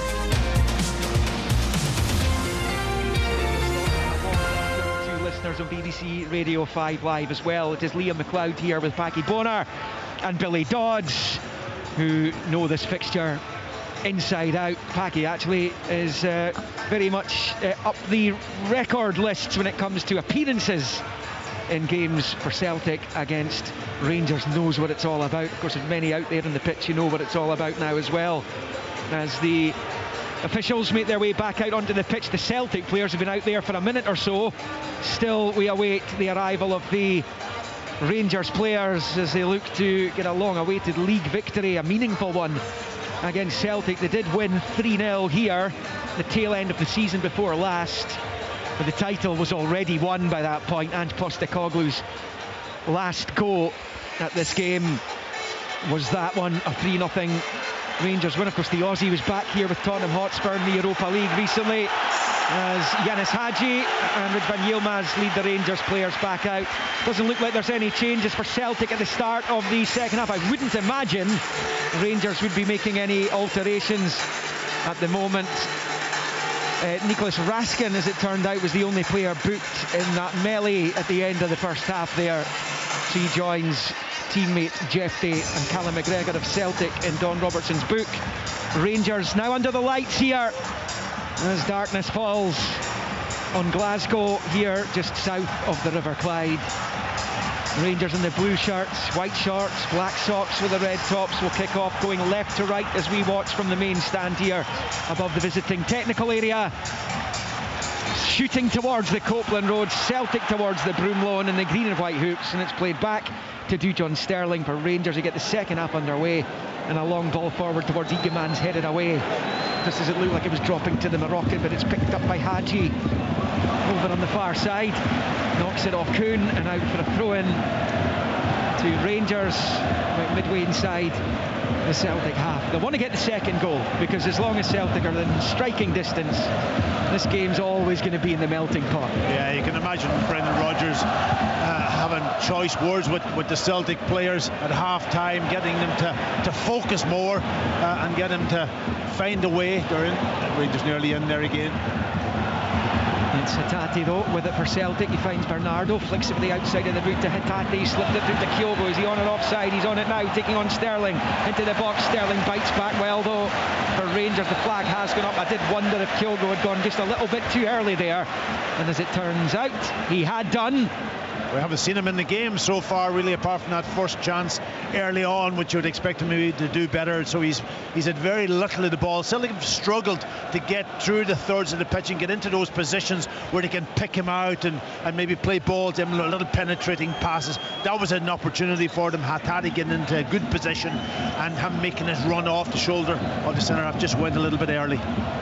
Celtic are unbeaten in their last 18 matches since losing at Borussia Dortmund in the Champions League. As that comes through to Kyogo, he's onside this time, up against Sterling. Cropper trying to get back at him. Sterling's challenge is a good one. He's done well. He can play in numerous different roles in the team, Sterling. He was brought to the club as a right back, as cover for Tavernier. But we've seen him in midfield, we've seen him, as it is today, at centre-back, Billy Dodds. Mr Versatile, Mr Reliable, and the one thing he has, Liam, to cover that today, because Proper was done again by the pass, his pace, and he covered round, and he's done it twice in a couple of minutes here against Kyogo and just snuffed him out when it looked vital moments for Celtic going through and goal. Rangers trying to dig it out here, and they have done so through Bayrami, but the loose ball falls to Carter Vickers, and then it's rolled to Johnston. Gets it out to Bernardo. Celtic, the one thing you would say is surely they can't be as bad as they were in the first half, but that's another misunderstanding on the far side between Kuhn and Johnston. And over the course of the last 12 months, particularly in the last 6 months, that's been like clockwork, hasn't it, between those two? It's been a great partnership developed down that right hand side between the two of them, and Johnson normally making either an overlap or an underlap, and Kuhn picking him out. That time just the communication wasn't there. Ball swept high and away by Carter Vickers, into the sky it goes, it drops down over the head of Kyogo, nodded forward by Kuhn, straight to Proper though, long ball forward, underneath it Carter Vickers, the right centre back, out to Johnston, the Canadian on the far side. Hagi all over him like a rash, back to Carter Vickers, he slices it out for a Rangers throw-in over on the far side. Draws applause from the Rangers manager because of the pressure that they are putting on the Celtic players. Out of possession has been excellent this afternoon, and it's why Rangers are sitting in the lead here a few minutes into the second half. It's Carter Vickers under pressure again, rolls it back to Scales to his left, Scales out to Taylor on this near side, out of contract at the end of the season. Greg Taylor, long ball for Maida. Has he kept it in play? Yes, he has, but Sterling's challenge puts it out for a Celtic throw-in on the near side. The Rangers fans felt that had gone out for a throw-in to themselves. Yeah, I think he just kept it in, no more, but it was good. Nice little ball from Greg Taylor over the top. Celtic just have a little more chances to penetrate Rangers in this start of the second half. There's Hatate at the edge of the Rangers box. A little reversal, almost found Kyogo. It's away by Proper. Egaman being held by Scales, but Czerny picks it up anyway. Now Bayrami's got space to run into. Midway inside the Celtic half, now centre point. Rolls it low with the right foot to the left angle of the box for Hagi. On the spin, looks up, goes for goal. Schmeichel holds on comfortably at his near post. And it stays Rangers 1, Celtic 0. Yeah, it's good from Bayrami again.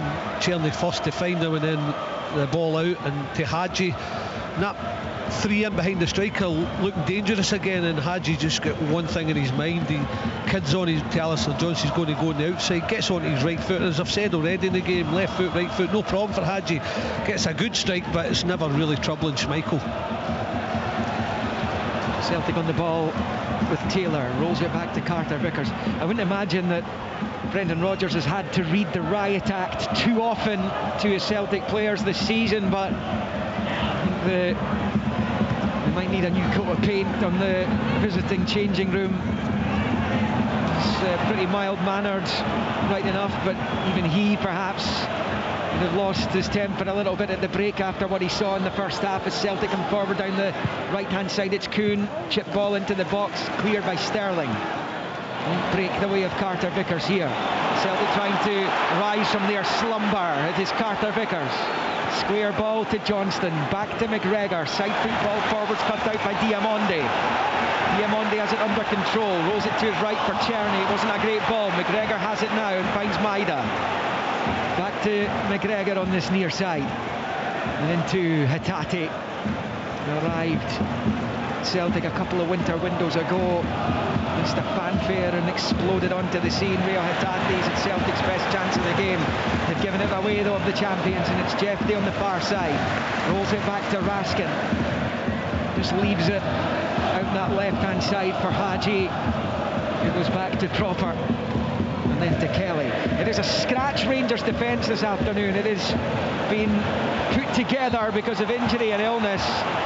Celtic haven't really tested it like you would expect them to when you consider that's a major weakness for Rangers this afternoon. It's a back four that won't have played together before as Maida shifts it in field to Taylor. Left to the D of the Rangers box, rolls it back to Bernardo. Rangers have everyone bar Egeman behind the ball. It's now with Johnston, out wide right for Kuhn, level with the 18-yard line. Johnston on the overlap, Kuhn rolls it into the box. Bernardo, lovely little back heel to Johnston, finds Hatate, nowhere to go though, has to come back out in the box and rolls it to the right for Kuhn. Now it's Hatate, holding off Jeffrey at the right angle of the box, and then he gets it all wrong, and Rangers able to pinch it back and come away with it with Bayrami. Loses out to McGregor though in the midfield. Back to Scales inside his own half, and then to McGregor and out to Bernardo. Just signs Celtic are wakening up here as it comes through to Kyogo. Oh, what a finish that is! Offside flag goes up though. Kyogo killed it on the chest and he lofted it over Liam Kelly expertly to find the net.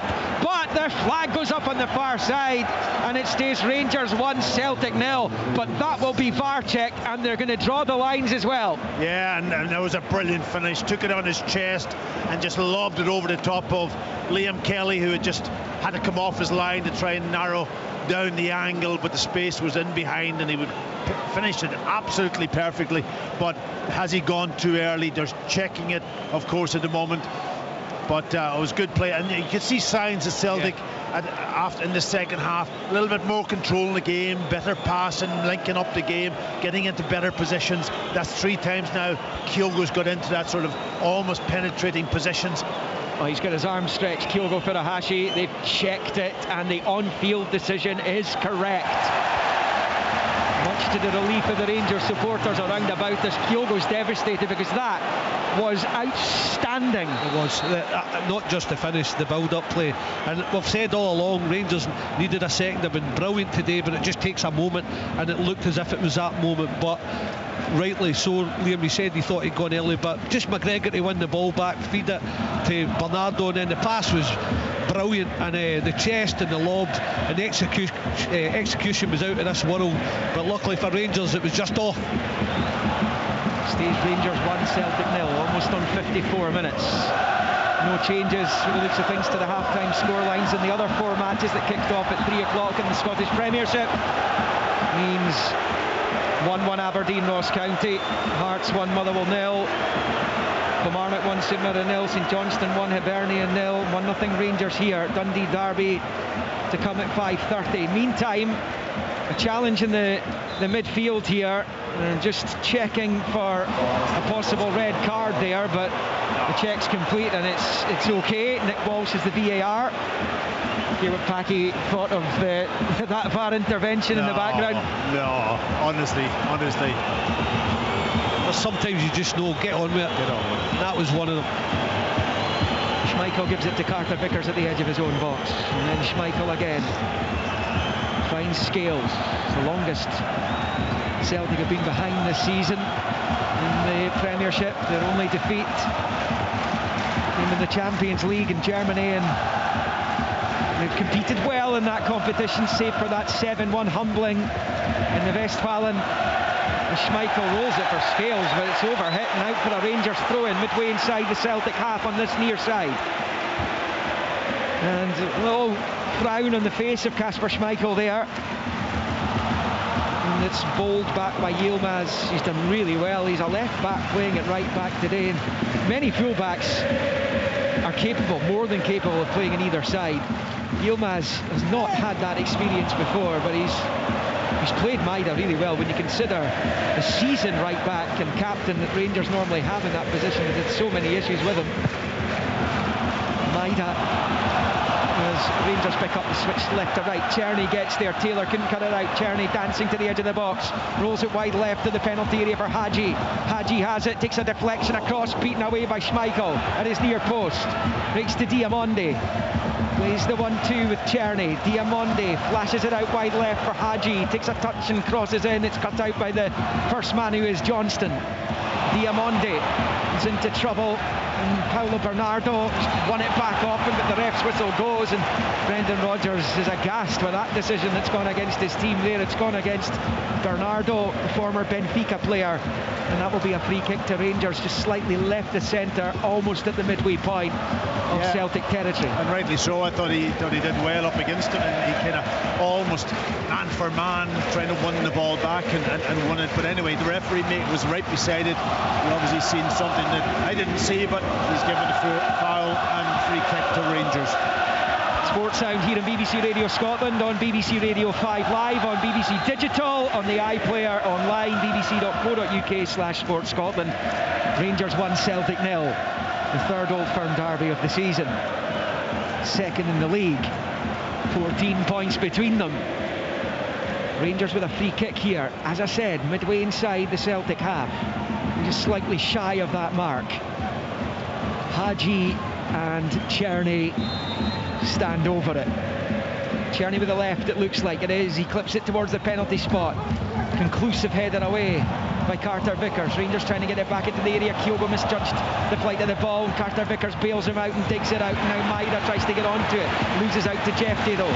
Plays it short to his left for Hagi. The Rangers supporters smell blood here as their team come forward. Left hand side of the box. Jeffrey looks to pull it back, and he goes behind off the sliding Celtic defender for a corner. Philip Clement down there gesturing to the Rangers supporters to make some more noise. This goes behind for the corner. There was a penalty check going on in the background there, but it was quickly dealt with, and it will be a corner for Rangers over on that far side as they look for the second. 2 minutes shy of the hour mark here in Glasgow. In swinging corner coming up from the Rangers left as they attack the goal turn right. In it comes, headed away at the angle of the 6-yard box by Kyogo. Picked up by Czerny, and now Yilmaz finds Bayrami right to the D, looking to work the give and go with Czerny. He couldn't quite find the Albanian, and Celtic able to clear their lines up towards the halfway. There is Dujon Sterling, ushers it out to the left. Good spell for Rangers this. Hagi on the left hand side, it's a forceful ball into the box, too close to Schmeichel, who holds on. Plenty behind that to Giannis Hagi, but it's a comfortable take in the end for Kasper Schmeichel. And after Celtic starting the second half in brighter fashion, they've been pulled and pushed back by Rangers in the last 5 minutes or so. There's a real, would you call it, strut about Rangers, just Jeffrey letting go a pass earlier on, and here they are again. Yeah, and Czerny's in, right hand side, Scales nowhere to be seen. Czerny left footed, goal! It's off the post! It's off the post! It looked a goal all day long. Czerny shaped to shoot towards that far corner as he saw the whites of Schmeichel's eyes, and it bounces off the post and practically along the goal line. And away it goes, and it stays Rangers 1, Celtic 0, almost on the hour mark. Yeah, I think Celtic will have to go to the bench. It's not working for them. You know, there was a ball played into Hatate, getting caught again on the ball, losing out, and then Czerny picking up the space that the Scales had left after breaking forward, and really could have been two. In comes the corner. It's poor though from Václav Czerny, who just spurned that opportunity to potentially put Celtic to the sword. The champions looking to come away in the counter with Maida. Good challenge there by Yilmaz. great challenge. I mean, so important, they were through, and that, if he got beyond them, Maida, it was 2v1 because he had Kuhn up alongside him, and it was Sterling, it was back to par. Going back the way I said, Rangers get a real, I don't know if the right word is struck, but just because of a pass from Jeffrey just before that, it was a real arrogance about it, and then suddenly Raskin won it on cue, Liam, and he just slipped through Tierney, and that was the opportunity. How many times have we seen Tierney do that and open up and just bend at the corner, and Celtic get away with one because it thumps off the post, practically comes along the line, and Celtic, as I say, could have been 2-0, should have been 2-0 to get away with it. Rangers play like this, quite simply. There's a title race, and it's not just show jumping at the top of the Premiership, where Celtic are 14 clear. Rangers have been excellent today, and Jeffrey is tripped on the far side. He's gone down, the ref goes to his pocket, and it's a yellow card for Nicholas Kuhn. And this is going to be a Rangers free kick beyond the midway point of the Celtic half, 6 yards from the far side touchline. Brendan Rodgers looking to his bench. He's signalling the thumbs up to one or two of his substitutes, so we shall wait and see if he makes that change imminently. I would suggest he will be. His team's been run ragged again all of a sudden here at Ibrox in front of this vociferous crowd. Yeah, there was a sign just after half-time that they were coming out and they were starting to get their passing going. They were working the ball up the pitch, but now they've just gone back into the old routine of the first half, and Rangers are dominant. It's going to be a triple change. I think it's McCowan, Ida and Baye. Rangers free kick in the box is poor again, away by Kyogo. Now it's with Yilmaz. Dink ball, chipped out to the left-hand side, level with the Celtic penalty spot for Hagi, who turns it back to Diamonde. He leaves it for Czerny, drops the shoulder, rolls it out low to the touchline. Hagi, now Diamonde again, infield for Igaman. It's a quieter afternoon, Igaman, so far. Hagi drills the ball in from the left-hand side, Celtic clear. Up towards halfway. It's picked up by Jeffrey, out to Diamonde, reverses the ball forward there to Raskin, who goes down, bounces straight back up, still on the ball. Raskin, infield to Czerny. Czerny lifts it up high, it's an awkward one for Hagi to deal with. Johnston's challenge, and then another one from Alistair Johnston over there, and Rangers have a free kick level with the 18-yard line of Celtic, and Alistair Johnston has incurred the wrath of the Rangers supporters. Yeah, they're winning all the second ball, Rangers. That's the point. You know, they're getting to the ball quicker than Celtic, and Celtic giving away silly fouls, putting themselves under real pressure. 2-0 Kilmarnock against St Mirren, a second for Bruce Anderson this afternoon. Kilmarnock 2, St Mirren 0. 1-1 at Pittodrie between Aberdeen and Ross County. Hearts 1, Motherwell 0. St Johnstone, 10-man St Johnstone 1, Hibs 0. 1-0 Rangers here in the derby in Glasgow. Czerny with the free kick, and it comes. It's Scales who flicks it away. Really good header from Liam Scales, who's seldom let the side down since breaking into the Celtic first team at the start of last season after that loan at Aberdeen. Poor ball by Schmeichel, he was looking for Johnston, Hagi's onto it, and now he's found by Rami. He's at the edge of the Celtic box, onto his right side. He's eventually swamped by green and white shirts. Johnston nicks out there ahead of Hagi and puts it out for a Rangers throw-in. Celtic are in a tailspin here as they prepare to make this triple change. Paulo Bernardo will be coming off to be replaced by Luke McCowan. He was a summer transfer window arrival from Dundee where he was captain. Kyogo also coming off, not able to add to his 6 goals in this fixture. This afternoon he's replaced by Irish international Adam Ida, who came up the road from Norwich City after a successful loan last season, and Alex Baye on loan from Barcelona replaces Greg Taylor. 64 on the clock. That tells the story from a Celtic point of view. I'm not surprised. Pat said it. I thought there might have even been a couple at half-time. He left it for 10 minutes. It's not getting any better. So the changes are coming. It's whether Rangers now can get a second or just not switch off. And that focus for the full 90 minutes plus injury time is so vital. But Celtic have not asked enough questions. Rangers on the day simply have been terrific. Ida's got some decent memories playing Rangers, scored here last season in that 3-3 draw towards the end of the campaign, and then scored that late Scottish Cup final winner in May. Here come Rangers. Tierney down the right hand side, Baye for company. It is Tierney attacking him, goes on to his left, shoots, and Schmeichel saves down low to his left and behind for the corner in the 65th minute, but it remains Rangers 1, Celtic 0. Real good play from Tierney again. When they win the ball, they work it out to him and taking on Baye, who's just come on the pitch, cuts on the inside and lets fly Schmeichel. I would expect him to make that save low to his left, but still he's very direct, Tierney. Such an important player for Rangers, which again makes you wonder why on earth he was left out at Motherwell the other day. And comes his corners, a header saved by Schmeichel, but the rebound is in, and Robin Proper takes the acclaim of Ibrox on the rebound, and Celtic's unbeaten start to the season is teetering on the brink in Govan here. The corner came in, Schmeichel dealt with the first effort, but Proper smashes it into the net, and it is Rangers 2, Celtic 0, and Brendan Rodgers cannot believe it down there.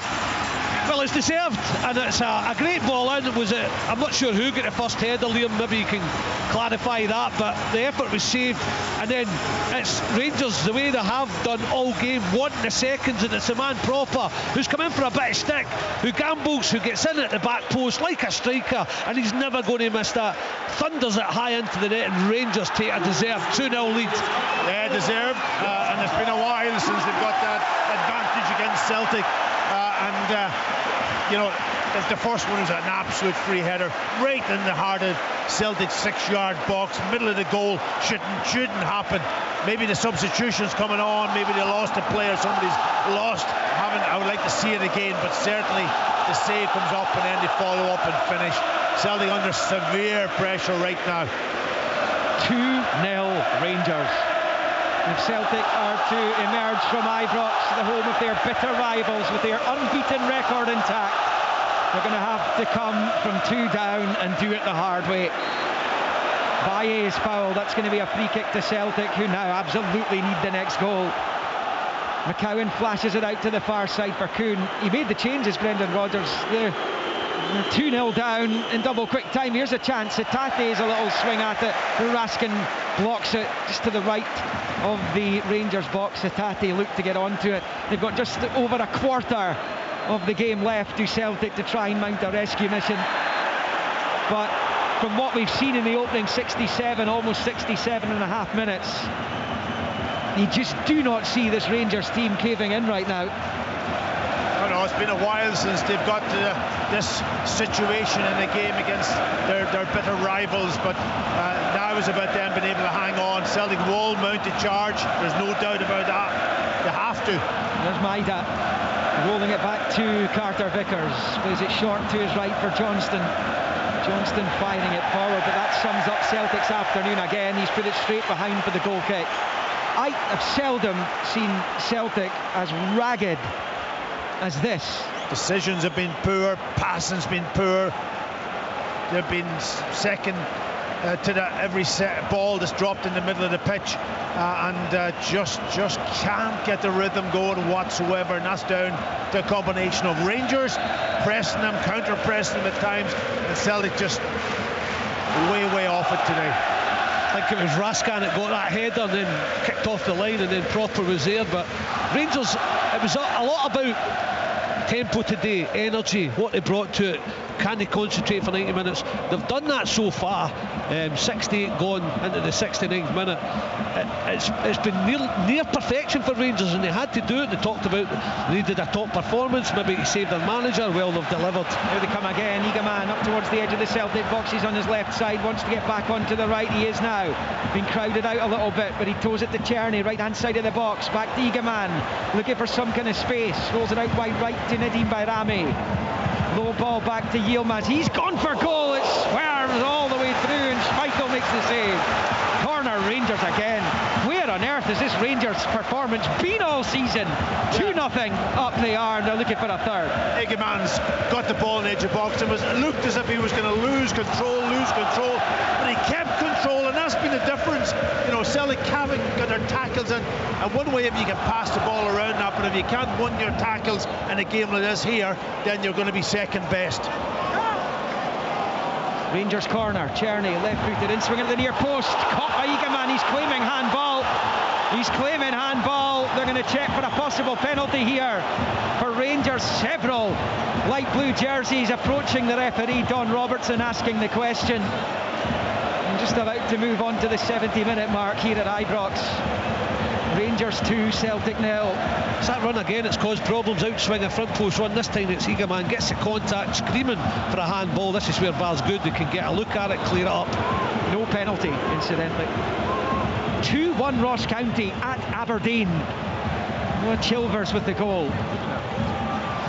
It will be a Rangers corner here. They are 2 to the good. It's going to be rolled short.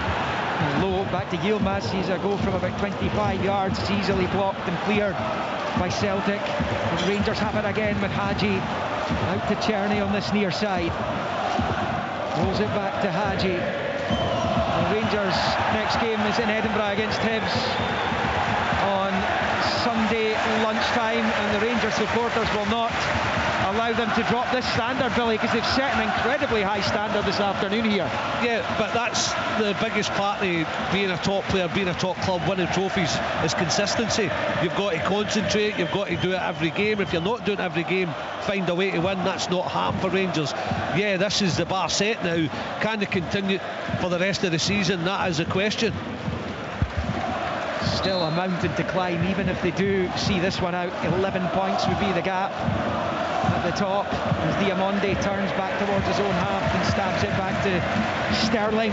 Side foot ball into the centre circle there for Cropper, who got the second, his finest moment in a Rangers shirt. His first Rangers goal coming against Celtic to put his team 2-0 up. Here's Yilmaz to the edge of the Celtic box by Rami on the turn onto the left-hand side, blocked by Carter Vickers. By Rami, rolls it back to Yilmaz. He's having another pop at goal, and again it's on target as Schmeichel holds on to it. Brendan Rodgers is staring down the barrel of just a second Old Firm derby defeat.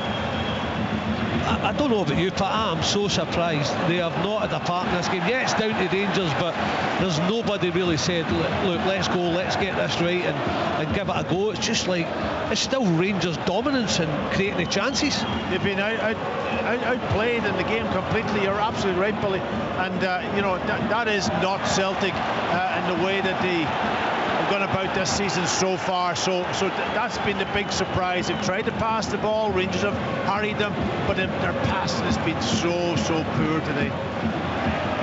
Celtic have it on the right. It is Johnston infield to McCowan at the edge of the Rangers box. Ida tries to lay it back to Hatate and does so. Now with Johnston to the right angle of the box for McCowan. He's on his left foot, digs the cross out. Ida can't get there because Proper nods away before it could get to him. McCowan rolls it back to McGregor. Side foot low ball for Ida. And a little flick into the Rangers box. Comes all the way through to Liam Kelly, who's only really been troubled once in the 73 minutes that have been played. Ridvan Yilmaz, incidentally, is down, and Rangers could be doing without any other defensive injuries, given the problems they've got and that particular facet of their squad right now. Yeah, he's got cramp, and just stretching off his left leg, but yeah, he's worked hard. He's been very positive. Well, it will be a restart for Rangers, and the referee leaves it for Liam Kelly. So, just over 15 minutes to play. Arne Engels is going to be on shortly for Celtic. That was crazy, those three Rangers players out there getting drinks while Don Robertson let the game continue. They've made their way back on now. Schmeichel plays it short to Carter Vickers, and now it's with McGregor. Rangers 2, Celtic 0. Here comes Callum McGregor, scampering down the right-hand side. Rolls it to Kuhn, who's seen his threat neutered throughout the afternoon, but he does get onto it and gets it out to McCowan on that far side. Looks up at the box, outside of the boot, flicks it into Hatate, gets a second chance, flips it to the back post. Maida's header down is blocked by Yilmaz, and behind it goes. I think it's going to be a goal kick in the end of Daisen Maida. They are having a penalty check right now. I'm not sure if there'll be anything in that, because the Celtic players certainly weren't appealing for it. I think Maeda ends up heading it off his leg there, Liam. And it must have been what it was, because it's a goal kick, isn't it? Listen, it happened so quickly. It's right in front of us, but it kind of was a real strange one. There's another substitution here for Celtic. Crowd of 51,065 inside Ibrox as Rio Hatate comes off and is replaced by Celtic's record signing, the £11 million Arne Engels, Belgium internationalist. And he has entered the fray. He was a youth player at Club Bruges. Clement knows him well, the Rangers manager. He comes on to try and help mount a rescue mission for Celtic. It's going to take some act of escapology to get out of this. Long ball from Liam Kelly. A header from Scales back into the Rangers half. The favour returned by Proper. Off the head of Scales again. No game of head tennis comes to an end as it settles at the feet of Bayrami. Plays it to his left for Hagi. Poor ball there from the Romanian, but Diamonde is brought down by Engels just in the fringes of the centre circle, inside the Celtic half, right hand side of it.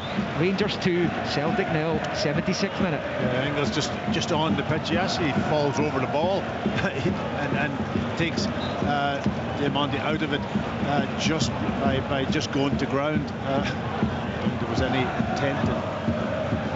Hibs back on level terms in Perth against St Johnstone. Dwight Gale scored that memorable Edinburgh Derby winner against Hearts at Tynecastle last Thursday on Boxing Day. Back amongst the goals, having said he was looking at retiring at the end of the season. Well, he's kicking on since then. He must be having second thoughts if he keeps that up.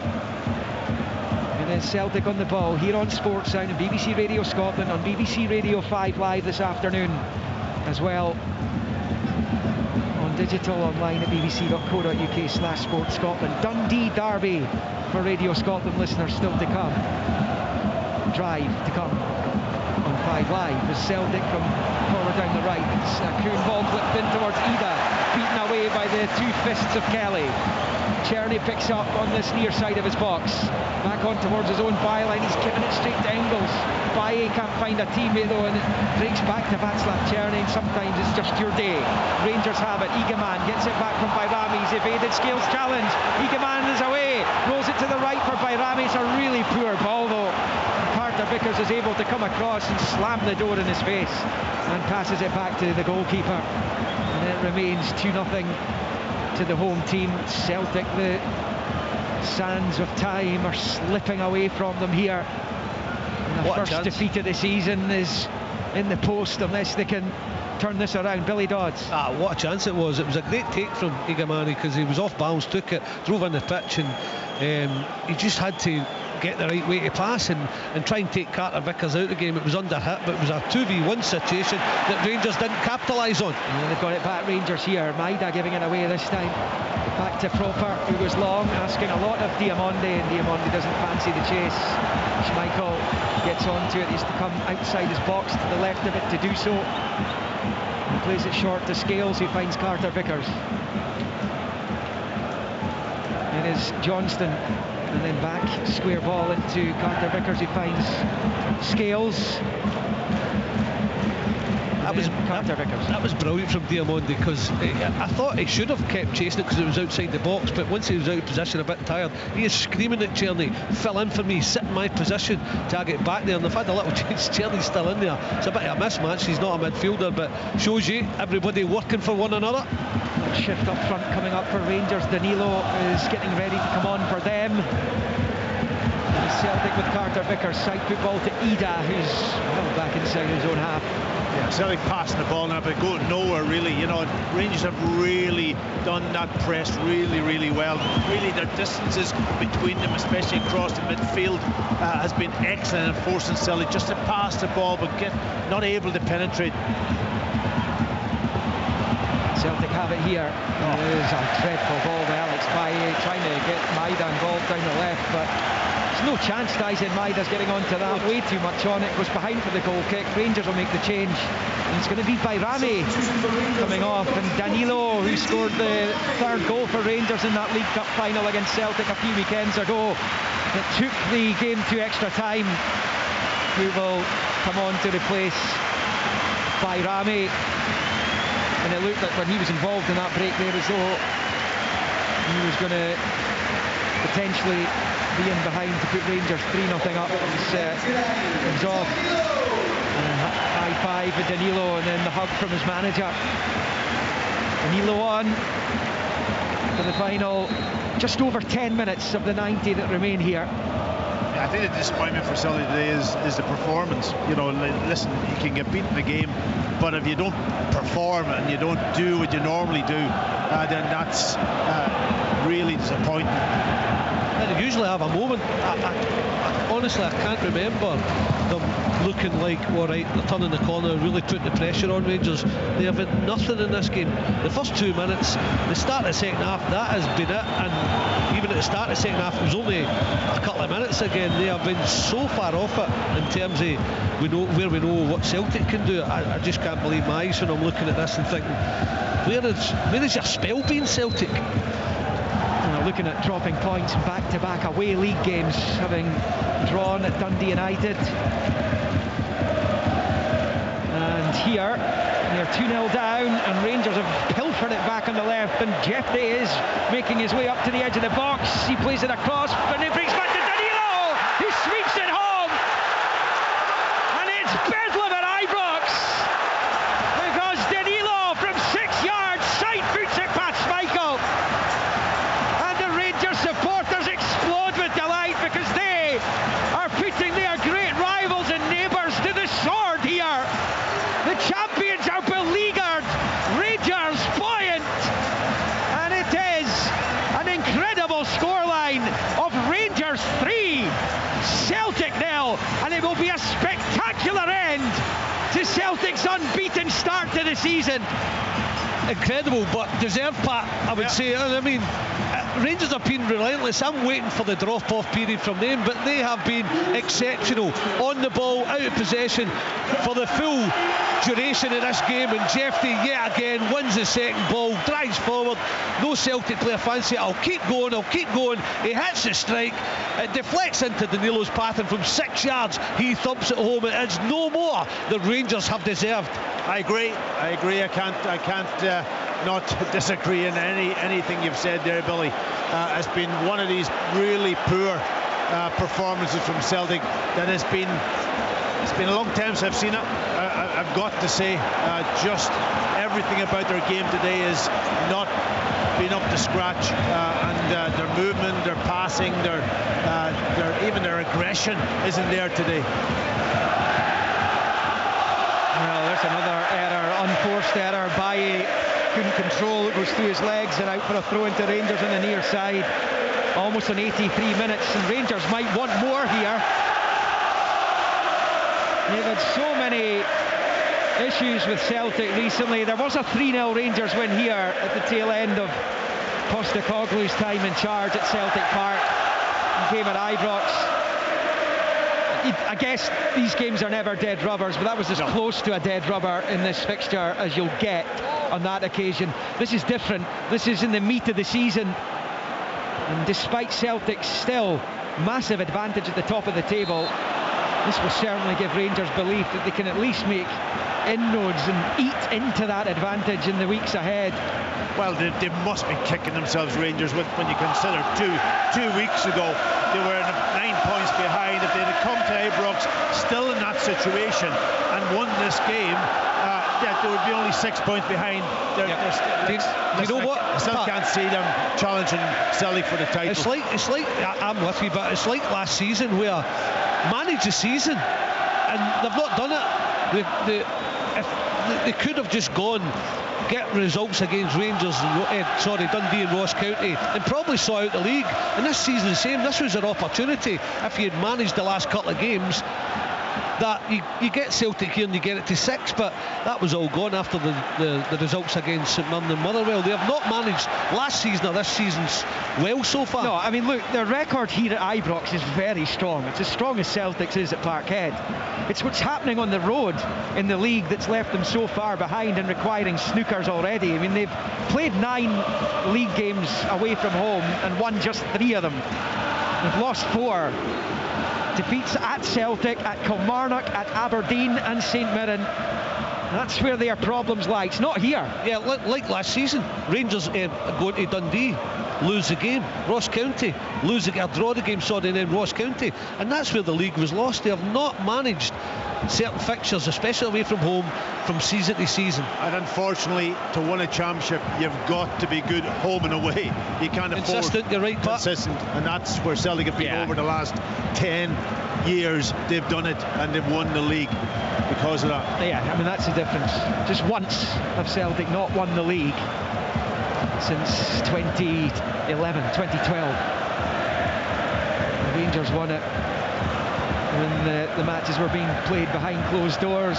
Celtic on the ball on this near side. Baye evades a couple of challenges. This game's done though. It is done. Elsewhere, Aberdeen 1, Ross County 2. Aberdeen will be without a win in 9 if they are unable to score a couple of unanswered goals. So they are a bit further behind, just over 10 minutes to play in that one. Ross County hadn't won an away game since last September 23 it was. Now they've beaten Dundee and potentially beaten Aberdeen either side of the new year. Hearts 1, Motherwell 0. It's deep into stoppage time. In fact, that is all over. It's a 1-0 win for relegation-haunted Hearts. Kilmarnock 2, St Mirren 0. 1-1 between 10-man St Johnstone and Hibernian. And as we've been hearing here on BBC Radio Scotland and BBC Radio 5 Live with Sports Sound, it is Rangers 3, Celtic 0. 5:30, Dundee United. That's live on Radio Scotland if you are interested in that. Another huge derby at the start of the new year, and a real statement this by Rangers as Proper clears out for a throw into Celtic over on the far side. And Philippe Clement will simply have to demand he gets this level of performance in the matches outside the big ones against Celtic. It's been a couple of more promising performances. The League Cup final was a promising performance. This has been even better than that one, quite clearly. They'll need it more regularly as that chip ball from the right's cut out by Dujon Sterling and out for a throw-in over on the far side. Not a single Rangers supporter leaving early from this one. Yeah, listen, the players that's come into the team also have done really well, but Liam Kelly must feel that he's come into a game here probably under a lot of pressure before it, one save, one very good save, we've got to say, but that's been it, which is something's happened down in the I'm not corner. sure. There's a Celtic player poleaxed on the deck and they were just about to take a corner, so I'm not sure if I haven't seen it, but it was a Celtic corner, so I'm assuming that there's some kind of object that's hit. I'm not sure, is it Arne Engels over on the far side? I haven't seen a replay of it, I don't know what it is, but there's clearly something going on, and there's players from both sides are around the stricken Celtic player who's on the deck right now. I don't know if either of you two saw what happened there. He just went to ground. Obviously something must have been thrown, or from that perspective he's back on his feet, but the referee is beside him talking to him. Yeah, we haven't seen it, so we can't comment or speculate on what it may or may not be. That will become clearer in the hours that will follow this one.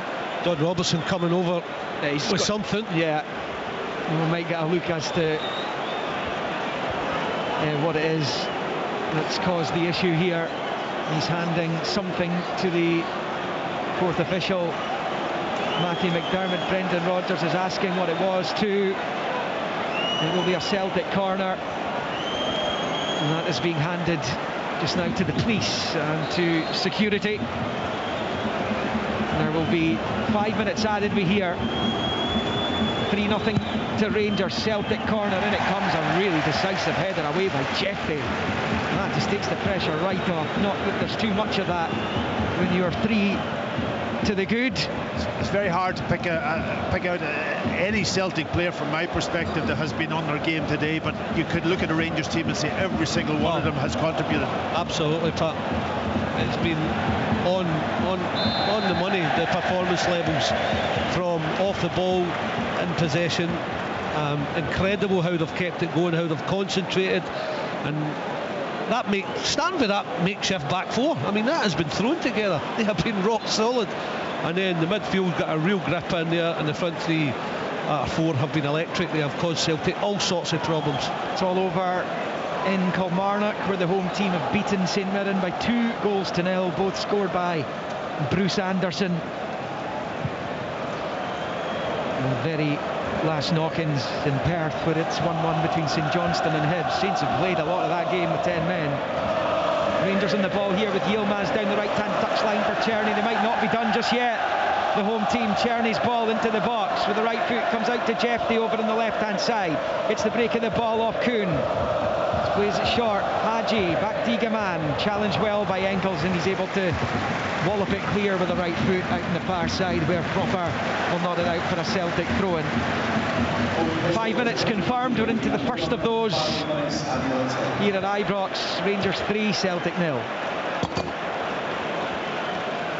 And as comfortable an afternoon as either of these teams has got in this fixture, and Celtic have been on the right end of... Well, it's a wake-up call for Celtic, isn't it? Yeah. You know, you've got to say you can pass the ball, you could play all that, but you've got to put the other part of the game into the hard work, the winning the tackles, all of those type of things that come, the basics as we call them, along with then being able to pass it and move the ball, and Celtic have been really struggling in those areas. They have not played their game, but I think Rangers probably have strangled Celtic today, just right from the first whistle.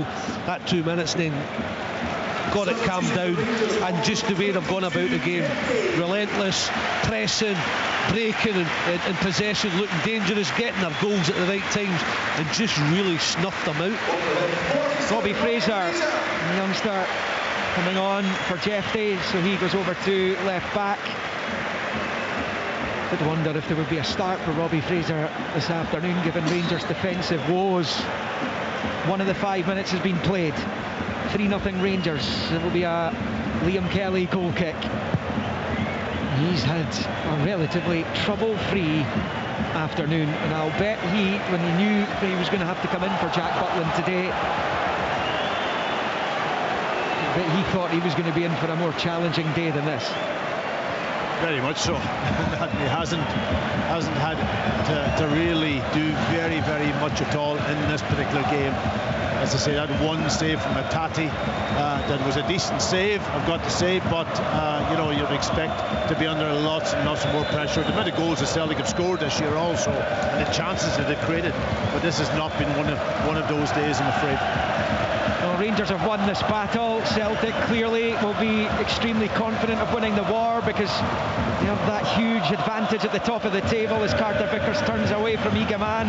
It's under serious duress there. He's done well to dig it out, Carter Vickers, and Scales then out towards Baye, who moves after it, picks it up, comes up to the halfway line and knocks it forward to McCowan. Maida to his left, Ida to his right. He's found Ida.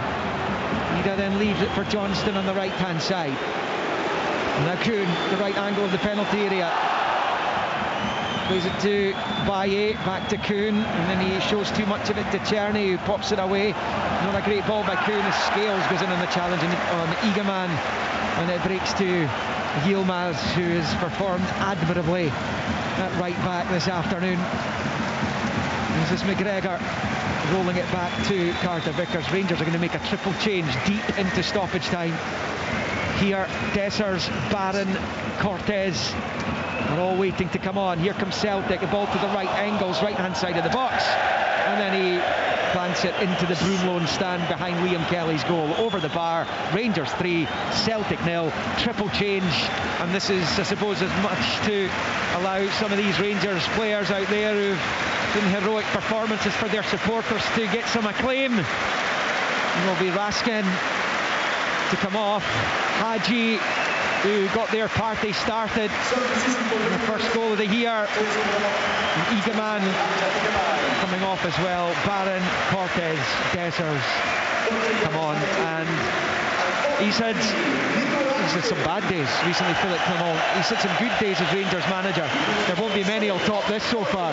This could actually, potentially, even if they don't win the league this season, this could reignite Philip Clement's Rangers career, potentially. But they would need to keep this standard up week after week after week. The sort of thing that Celtic have been doing for years and years now. Yeah, it's dreamland for Philip Clement. He would probably be going into this game with trepidation, worried for his future, but my word, these players have answered his call, and every one of them has been exceptional. Pat said it. I mean, you just couldn't have dreamt of it going any better than it has today in every department. Well organised too in the middle of the pitch, I've got to say. They're shaped, they're closing down, their press on Celtic have been very... They haven't, you know, unlike Celtic have built the big game from the back. They'll knock her. I think Liam Kelly's kicked everything long, but then they won that battle high up the pitch, and that's the difference in there again. And, you know, they want it when the ball goes into that key area. They don't put the ball at risk. Fine, no problem with that. Drive to follow on 5 Live when the business is done here on BBC Radio Scotland. The focus will turn to the derby in Dundee. Up the road, Dens Park, Dundee against Dundee United. Another huge match in the Scottish Premiership. All over, St Johnstone 1, Hibs 1. Aberdeen 1, Ross County 2. County now just minutes away from back-to-back away victories. Having not won a single game on the road in the league since September 23. Rangers have it here with Sterling, who's the latest Rangers player this season, to the captain's armband after Raskin came off. Long ball down the right is cut out by Scales and out for a Rangers throw-in. And they finish with a flourish. The 5 minutes of stoppage time have come and gone, but actually deep into a 6th minute bolted on at the end, and this will probably be the last action. Extra time on top of the stoppage time due to the subs. It's pulled back by Yilmaz Decherny, and that is full time at Ibrox. And the roar tells you that it is victory for Rangers, and it's just a second Old Firm defeat for Brendan Rodgers in his 21st derby. And in truth, his team's been absolutely battered across the city here today. Rangers more than happy with their performance and more than deserving of the 3-0 success. Yanis Hagi got them off and running on 7 minutes with the opener before Robin Proper on 66 made it 2-0 on the rebound. Danilo iced the cake with 9 of the 90 to play. Celtic well beaten, a really poor performance by their standards, and it is a first defeat of the season in the Premiership, indeed domestically for Celtic, and indeed since last March. 10 months since a Scottish club beat them when Hearts did so at Tynecastle. It is Rangers who reduce the arrears at the top of the table down to 11. Still very much advantage Celtic, but for tonight Rangers can celebrate a famous victory. They finished here now under the lights at Ibrox Stadium. Rangers 3, Celtic 0.